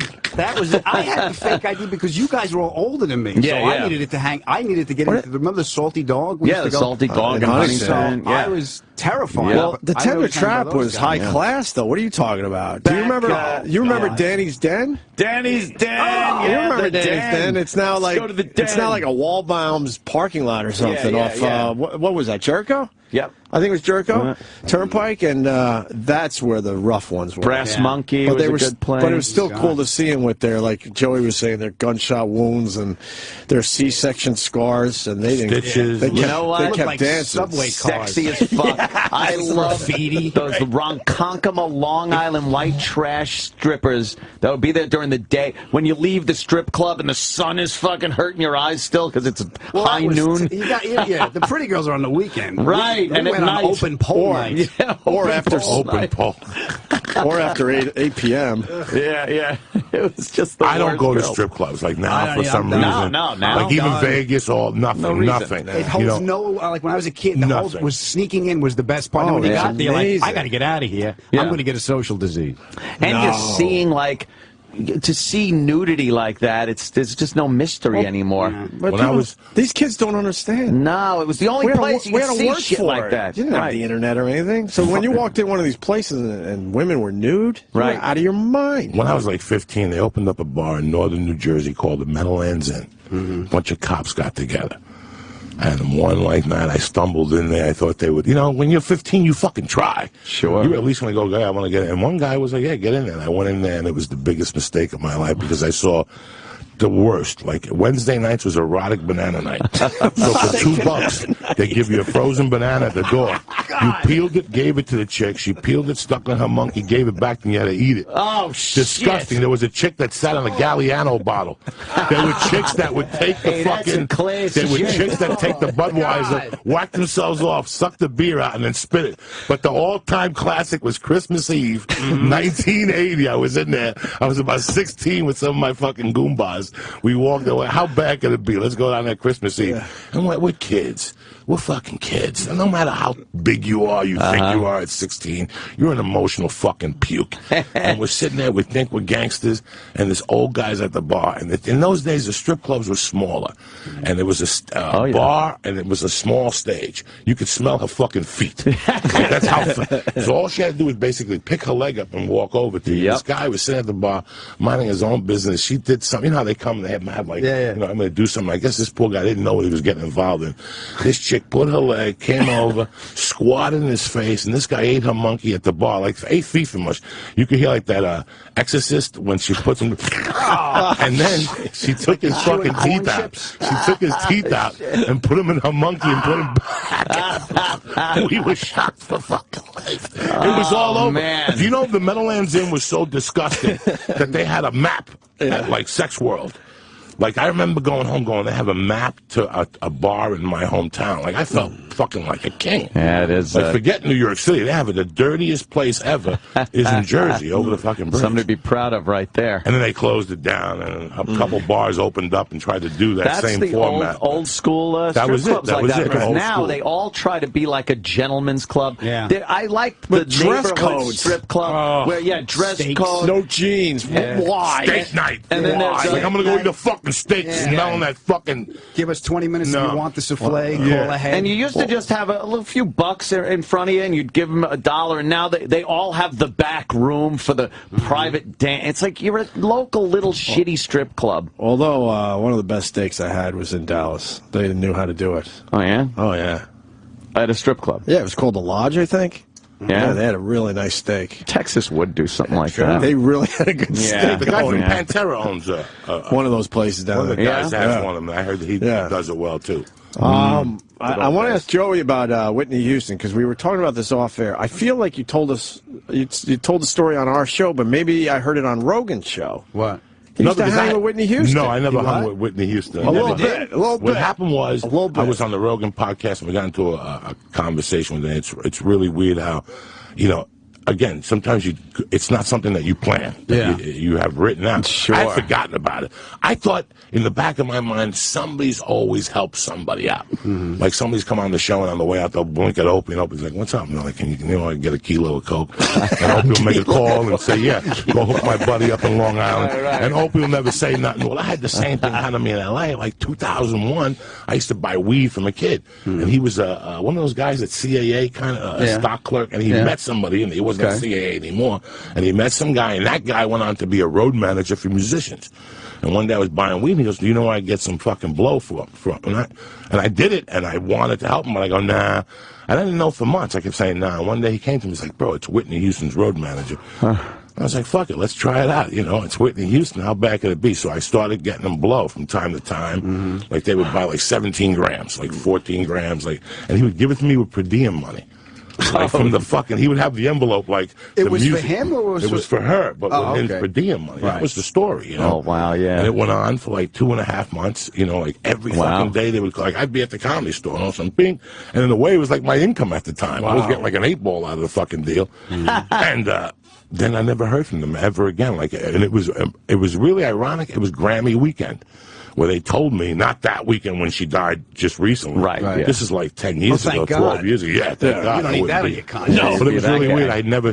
I had spoken about it on the Joe Rogan podcast, and it was amazing how I got contacted. And I did this a year or two before she died. And I got contacted by thousands of people. Yeah, huh? Thousands. And I said, you know what? I don't want to talk about it because it was... Oh, I thought they wanted Coke. No. I thought they wanted Coke, A lot too. of people were calling. Got a kilo. Joey can get. The shit that kills a motherfucker. No. It's amazing how... I never spoke about it. You know? It was like nothing to me. And I spoke about it like 2 years later she died. So I got like a lot of... Well, you would know that. How do you not know that's a huge story? You talk about it, it's like, you know, listen, one of America's sweethearts there is a Coke I've fiend. always heard, but everybody knew. Like, At that point they did, yeah. You know, I found out the weirdest way. I knew when I came home for a wedding. I had friends of mine that had a car wash in Englewood Cliffs. And at the wedding, we're talking, and they're like, dog, you know who comes in all the time? And there's always bindles. Remember, they came in bindles. Under her seat. Okay, so she had them in the And I'm like, car. Whitney Houston, really? Really? You're going to tell me, Whitney, I want love, fucking all those children are the future. Stop it, all right? Let Fucking them stop lead the way. And then the reputation got out of hand. And when you go to Atlanta, you really hear about it. Like, that's where the brothers really fucking like, you kidding me? Fuck. She was around here terrorizing people. Jesus. I got to go to the phone real fast because Jim Jefferies is catching a flight. Yes. Jim. Hey. What's up, buddy? We got Joey Diaz in the studio and Adam Ferrara. Hey, Jim. Hey, Jim. How are you, buddy? Where are you flying to? I'm about to go to New Orleans for a gig and then off to Dallas. Nice. Yeah, I think so. I'm going a week after Mardi Gras, so I don't think it's going to be that exciting. Dallas, tell them where to get a steak. Yeah, you go to the lodge, I think it's called. You can get a nice steak at a strip club down there. I'm serious. And then another place is called Legs and Eggs.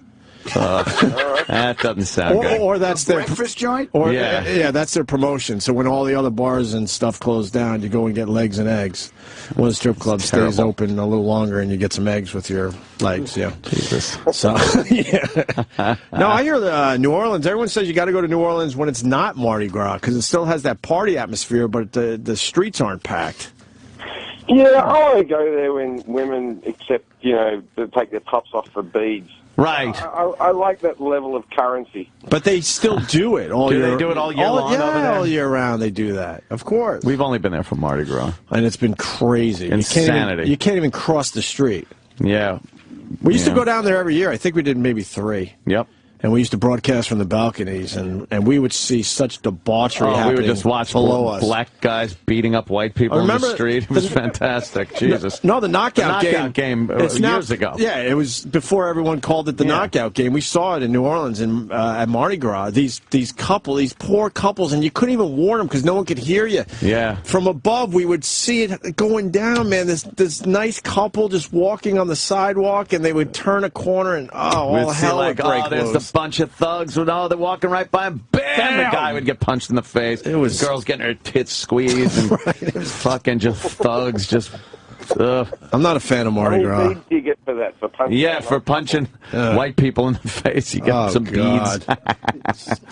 How's the show going? I was stupid to say that it's starting up soon, but it started a couple weeks ago, right? Legit? Yeah. The new season? It's going good, man. Yeah. It's going good. The critics are like, it's a bit hard to find on the new channel. It's on FXX now. FXX? So that makes it a bit more difficult. But it's going good, man. I think I'm pretty happy with the ratings. I'm pretty happy with the response we've been getting. And, this season's a lot better than the first season. First season had a few shitty episodes in there. No, I liked it, man. You're being hard on yourself. I liked every episode.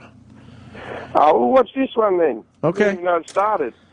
Well, I can't watch everything. I got 2. You got 1 kid. Imagine 2 of them. Oh, I know. Yeah, but how late are you putting these kids to bed? It's like 10. Wow. No, he's putting himself to bed at that hour. Yeah. I'm going to bed by 10 if I can. But my son, he's already a night owl. We messed that one up. Yeah, we're doing it right with the second one. Yeah. Second one, we make sure goes to bed right at 7:38. Nice. The older one, he's only 3.5, pushing 4, I guess. Yeah, he goes to bed whenever he wants. We blew it. I got to bring up. I told you about Ellis years ago. Yes, I got your was text. ahead of the curve on that one. Yeah, I got your text. Yeah, you knew, right? He's got what I call bad character, man.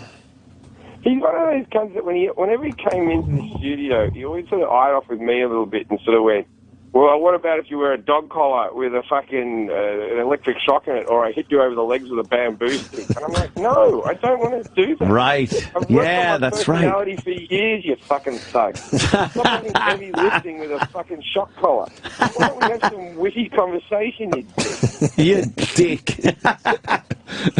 That's right, the shock collar and the It was, stick you know what, but it's easy to just trash everything, but that was kind of a fun day, though. Although you're right, it was a fun day, because you were really not into that.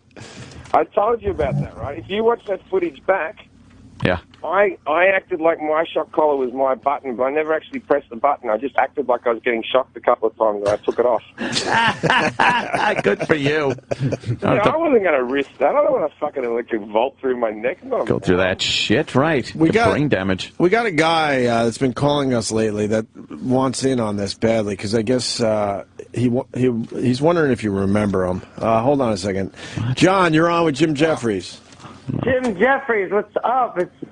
I don't know if he remembers me, but I just got to say, Jim Jefferies is fucking hilarious to hang out with.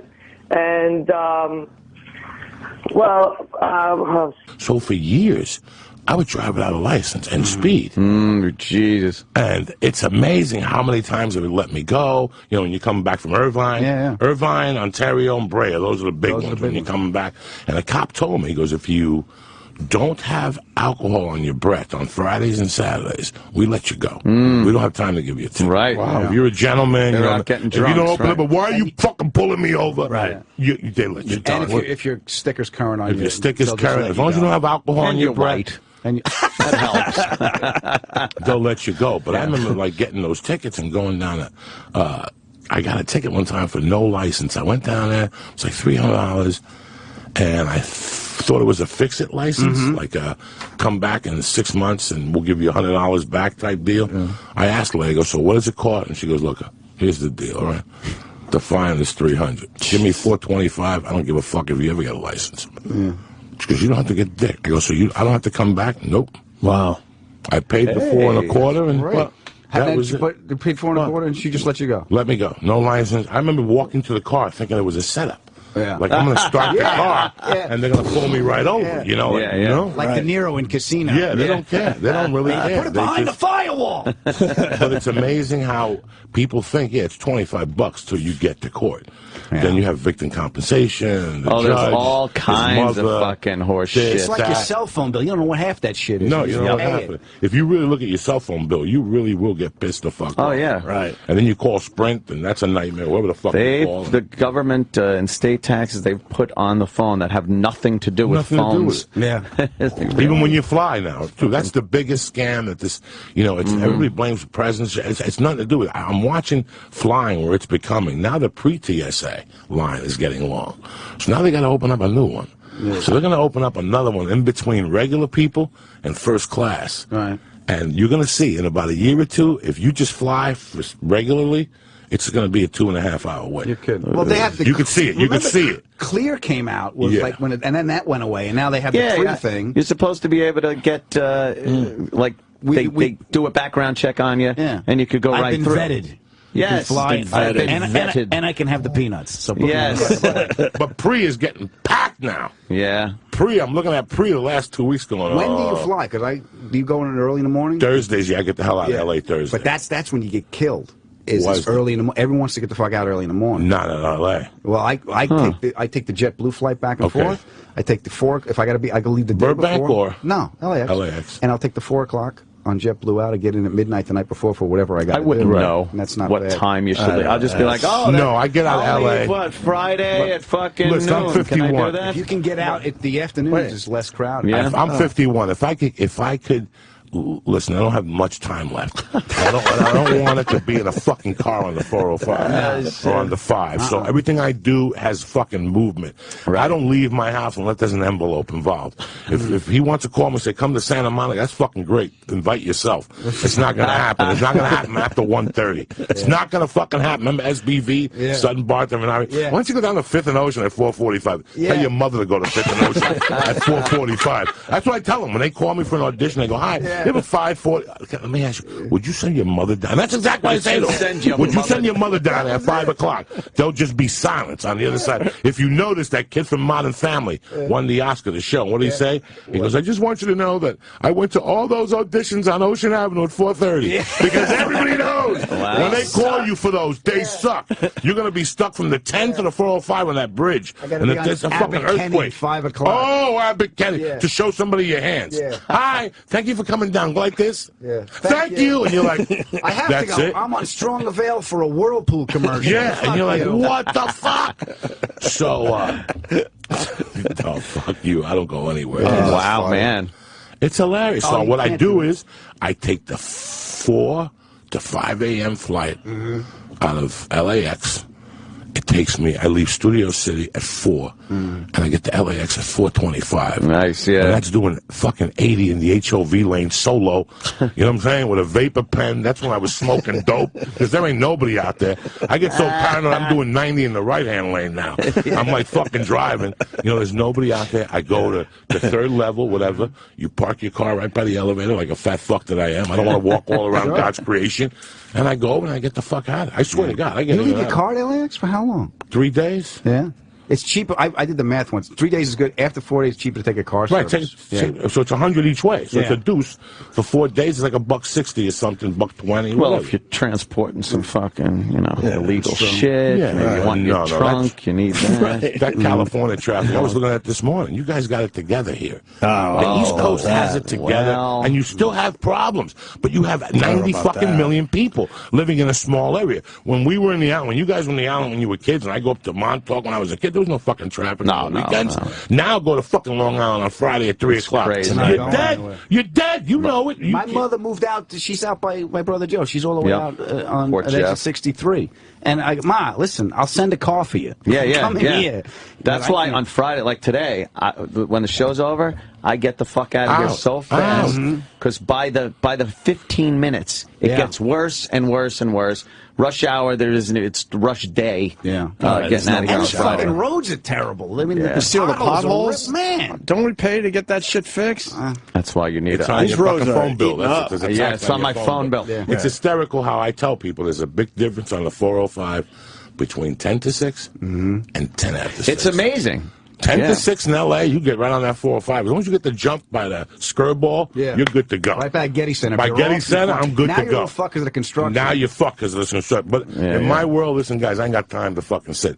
I get on that HOV lane whether I'm solo or not. In my world, the baby seat counts as a fucking seat, whether she's in the car or not, motherfucker. I just zoom, and I pass those cops. They don't even stop. What are you gonna do? 7 fucking more. You really gonna pull me over? They do it on for what? All the times they don't get you, and if they get you, if they grab you once, who cares? You're ahead of the game. Yeah, it's worth it. That's how I look at it. I cannot afford any more fucking points. Remember the Northridge quake? Were you out there for Northridge? No. I was out for the Northridge quake in California. The 10, they shut it down. The only lane that was open was the HOV lane, and it was the only lane. So I was in it by myself. I got a $300 ticket. He goes, you shouldn't be in this lane. The day of the earthquake? No, when they were digging out and fixing the whole thing. I said, there is no other fucking lane. Yeah, take it up with the court. Oh, $300. Oh, why? Yeah. How's Nurse Jackie, by the way? Great. It appears, when was it? It premieres April 13th. Yeah, that's what it looks like. Season 6. This is 6 already. This is your second season, right? This is my second season there. They're doing season 6. Wow. And we're in season 4.5 for Top Gear. Wow. And I actually go down after Monday, after Gotham this weekend. I go down and we start shooting. Oh, you're at Gotham this weekend? I'm at Gotham this weekend. Should promote that. Yes. Tonight, Saturday, and Sunday at Gotham. And then we go back. And I got to drive. You remember the Buick Grand National? Oh yeah, I used to love those. I got to drive one in '86. Oh wow. Yeah. So what does that mean? Those are fun. What does that mean to non-car guys like myself? 6-cylinder turbo. But when we were kids, that was the shit. That was the coolest Buick there was, because Buick is usually an old man's car. Yeah. But that was like a renegade. Grand car. National had balls. Yeah, it was fun. And I got to drive it, and then that was fun. That was because that's the coolest thing about the show is like I was telling Joy about the Buick and everything, and all these cars we loved as kids. Can I have that? And if they can find it, they'll get it from me. Did you drive the Paul Walker car? No, the Carrera GT. I did not. I hear they're just a scary nightmare. Fucking. At that speed, those cars, and and they were professional drivers, man. Shit goes wrong real quick. Why would you have a car where shit could go wrong real quick? It's exciting. If you're, I know. It is exciting. It's like being aroused at knife point. You're really terrified, is. Yeah. But you're excited. Right. It's horrifying. Yeah. But then once you let off the gas and you're back again, you're like, oh, that was kind of cool. My ADD is you don't realize how much I have it until I'm doing like $140. The car starts getting light, and I'm like, oh, fucking just think fast, rabbit. Just focus, man, because anything at that speed, the tunnel vision you get, the faster you go, the less you're paying attention to on your peripherals. You are focused. Out the front of that windshield, and that's it. Until that deer pops out. I went to drag racing rabbit school. Will kill you. Right. I just did the drag racing school down there, and it's you did. And it's not a gas. You floor the gas, and they have a rev limiter on it, but you hit a trans brake, and when you let go, it just shoots you. Oh shit! And the edges go to it's like it's gone to plaid. Yeah, the edges just go like this, and you're just focused. Wow! How fast are you going? I don't know. The fastest I've ever been in a quarter mile is 11. In an electric dragster, so that's about $1.25. This was actually, I think they said it was about $1.40, $1.45, like 9. You're not scared at all? Yeah. Oh, yeah. You're scared every fucking time. Okay. All right. Cool. Thank God. Yes, it's terrifying. Right. But it's like fun. It's like that drag racing school. Yeah. Yeah. You got to learn that shit. They can't put you in a real drag unless you know what you're doing. You know what you're they got line doing. locks so you can burn out and everything. It's not like we used to do in parking lots with just holding the brake and. Yeah. You lock up the front brakes and then you're big ass tires and then the noise and the violence. I remember doing that and it was rough in a 4-speed. To try to work the clutch, the brake, and the gas to get yourself where your front brakes were holding, your rear brakes were sliding, and you'd stay in one place and just burn your heel toe the gas and the brake. Yeah, you're like feathering it a little bit. And that was fucking and then crazy. The hardest part of that was returning to rent-a-car with a good story. Look, I don't know what happened. I don't know. The clutch is kind of bad. Yeah. I don't know what happened. Smells something. Brakes are not too good. That's it. Yeah. Oh, Christ. Oh, is Chris going to get the car? I just gave him the fucking... Chris, go get the old vehicle, my friend. Hell, why don't we start our weekends? I know, that sounds good. Diaz killed for us. Ferrara did great. What a and pisser. Jefferies, we did it, man. Fuck it. A lot of fun. Right? Good show, old chap. Joey Diaz is at the Stress Factory tonight and tomorrow. It's Mad Flavor on Twitter. And the podcast again, Joey. Mondays and Wednesdays, 6 a.m. The Church of What's Happening Now. You start at 6 a.m.? 6 a.m. You can do your podcast anytime you want. Why are you starting at 6 a.m.? I want to get the people in the morning like you. I want to get up early. I get up early. Get them to download for the ride. Twitter. Yeah, for years I get up in the morning.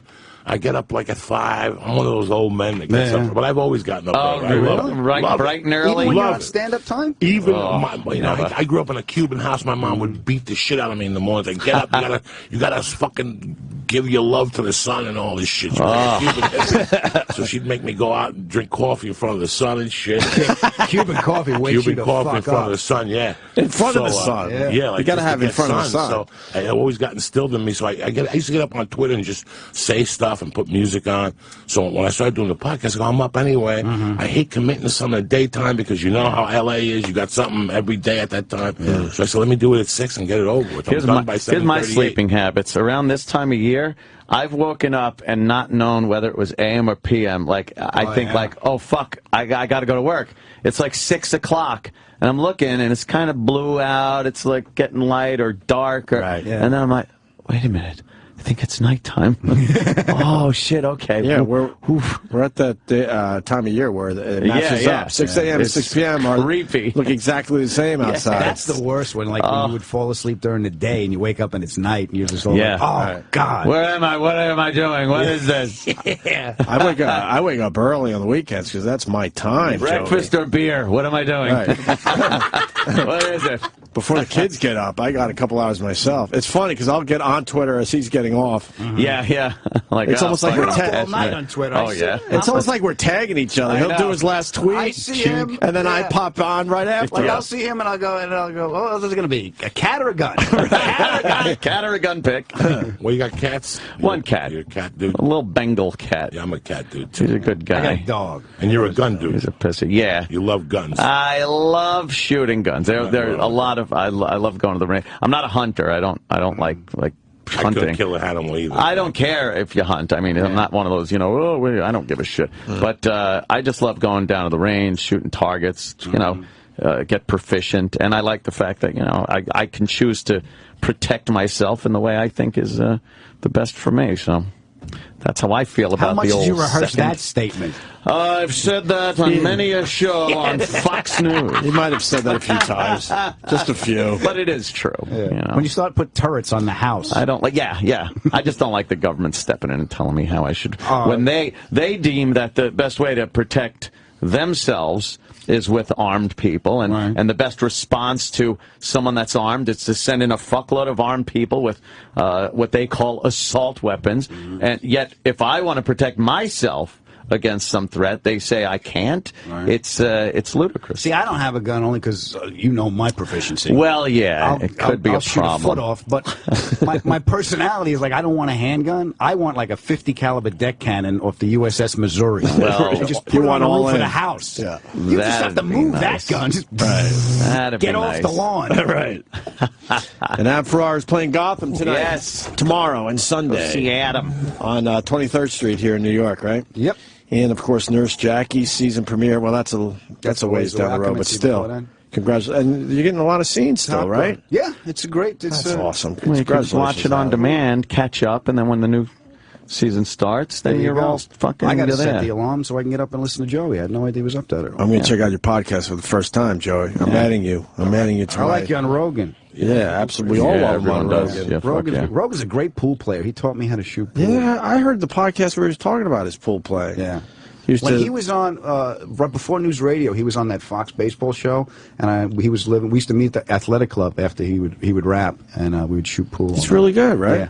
What's the story there? His family owned it, or he worked at one? I'm trying to remember. No, it's a hobby for him. He just was hanging out. It's like chess for him. I'm talking about like back in the day. Yeah, he really likes. He just hung out. He looks like the kind of guy that would think out the angles. He focuses on it. Yeah, he knows himself. He knows the angles. And he took. He's very intelligent in the sense that like he gave his pool table to charity or something.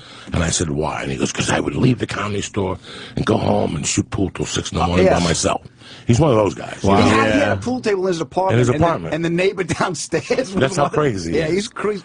I traded my desk chair when I moved from L.A. to New York. I gave him this big Godfather desk chair I had, and he gave me a Richard Black pool cue. I still got it. Nice. Yeah. He was hooked on the game Quake. Oh, he was playing Quake. He told me about how he got into Quake. He would go home at night. That's old school. He got rid of all that shit. I thought you meant the breakfast cereal. No, one day I go over there, he gives me this computer, this monster. He goes, take it home with you. I can't have it. He's take it home. I brought it hilarious. home. My wife was like, what the fuck is that thing? I don't know.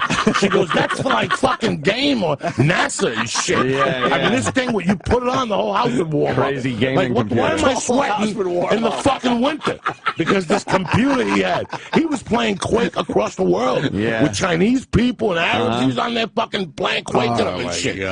But that's how he catches himself. He's like, you know what? I have an addictive personality. So now I think he's got the pool table back. Yeah. And he had because the kids and the wife, he had but I think he's great. You're right. Yeah. No, that's his thing. You know, we go on the road, we do the comedy show, we go eat. And then he'll say, what do you want to do? You want to go shoot pool? And Ari will get stuck with him. Ari, and then I'll talk to Ari, and I say, what'd you do? He had me at the pool hall till 8:15 in the fucking morning. That's what we used to do. He We used loves to it. shoot till it closed. He'll shoot till it closes. It was great. I miss it. He came all the way to Santa Monica in his Porsche. We shot. We bullshit about cars and caught up. It was really nice. Oh, God, I could play maybe 2 games. 2 games. You're right. I I know. got to get out. Because I suck. And he's not That's drinking. why. You know, there's people that shoot pool and they're drinking. It's all about he's not. beer. He's fucking just straight, playing. drinking Red Bulls, eating fucking Alpha Brains, you know, just fooling on a motherfucker. So Good for him. Good for him. No, it's great. All right, we're going to start our weekends. Let's Love you, man. Thank you very much for having me. Great seeing Joey. you guys. It's been way too long. We'll see you next weekend. time. And, of course, Adam, what can I say? Be good, my friend. All right. We'll see you guys Monday. I want to take this opportunity to thank you all for listening to the Opie and Anthony Show. You know, as always, we as people enjoy the things we enjoy, but all good things must come to an end. And as we reach the conclusion of the Opie and Anthony Show, instead of being sad, we can look forward to what comes next. So remember to think of this not as the end of dirty jokes, but the beginning of a whole new set of ones. Till next time, take care of yourself.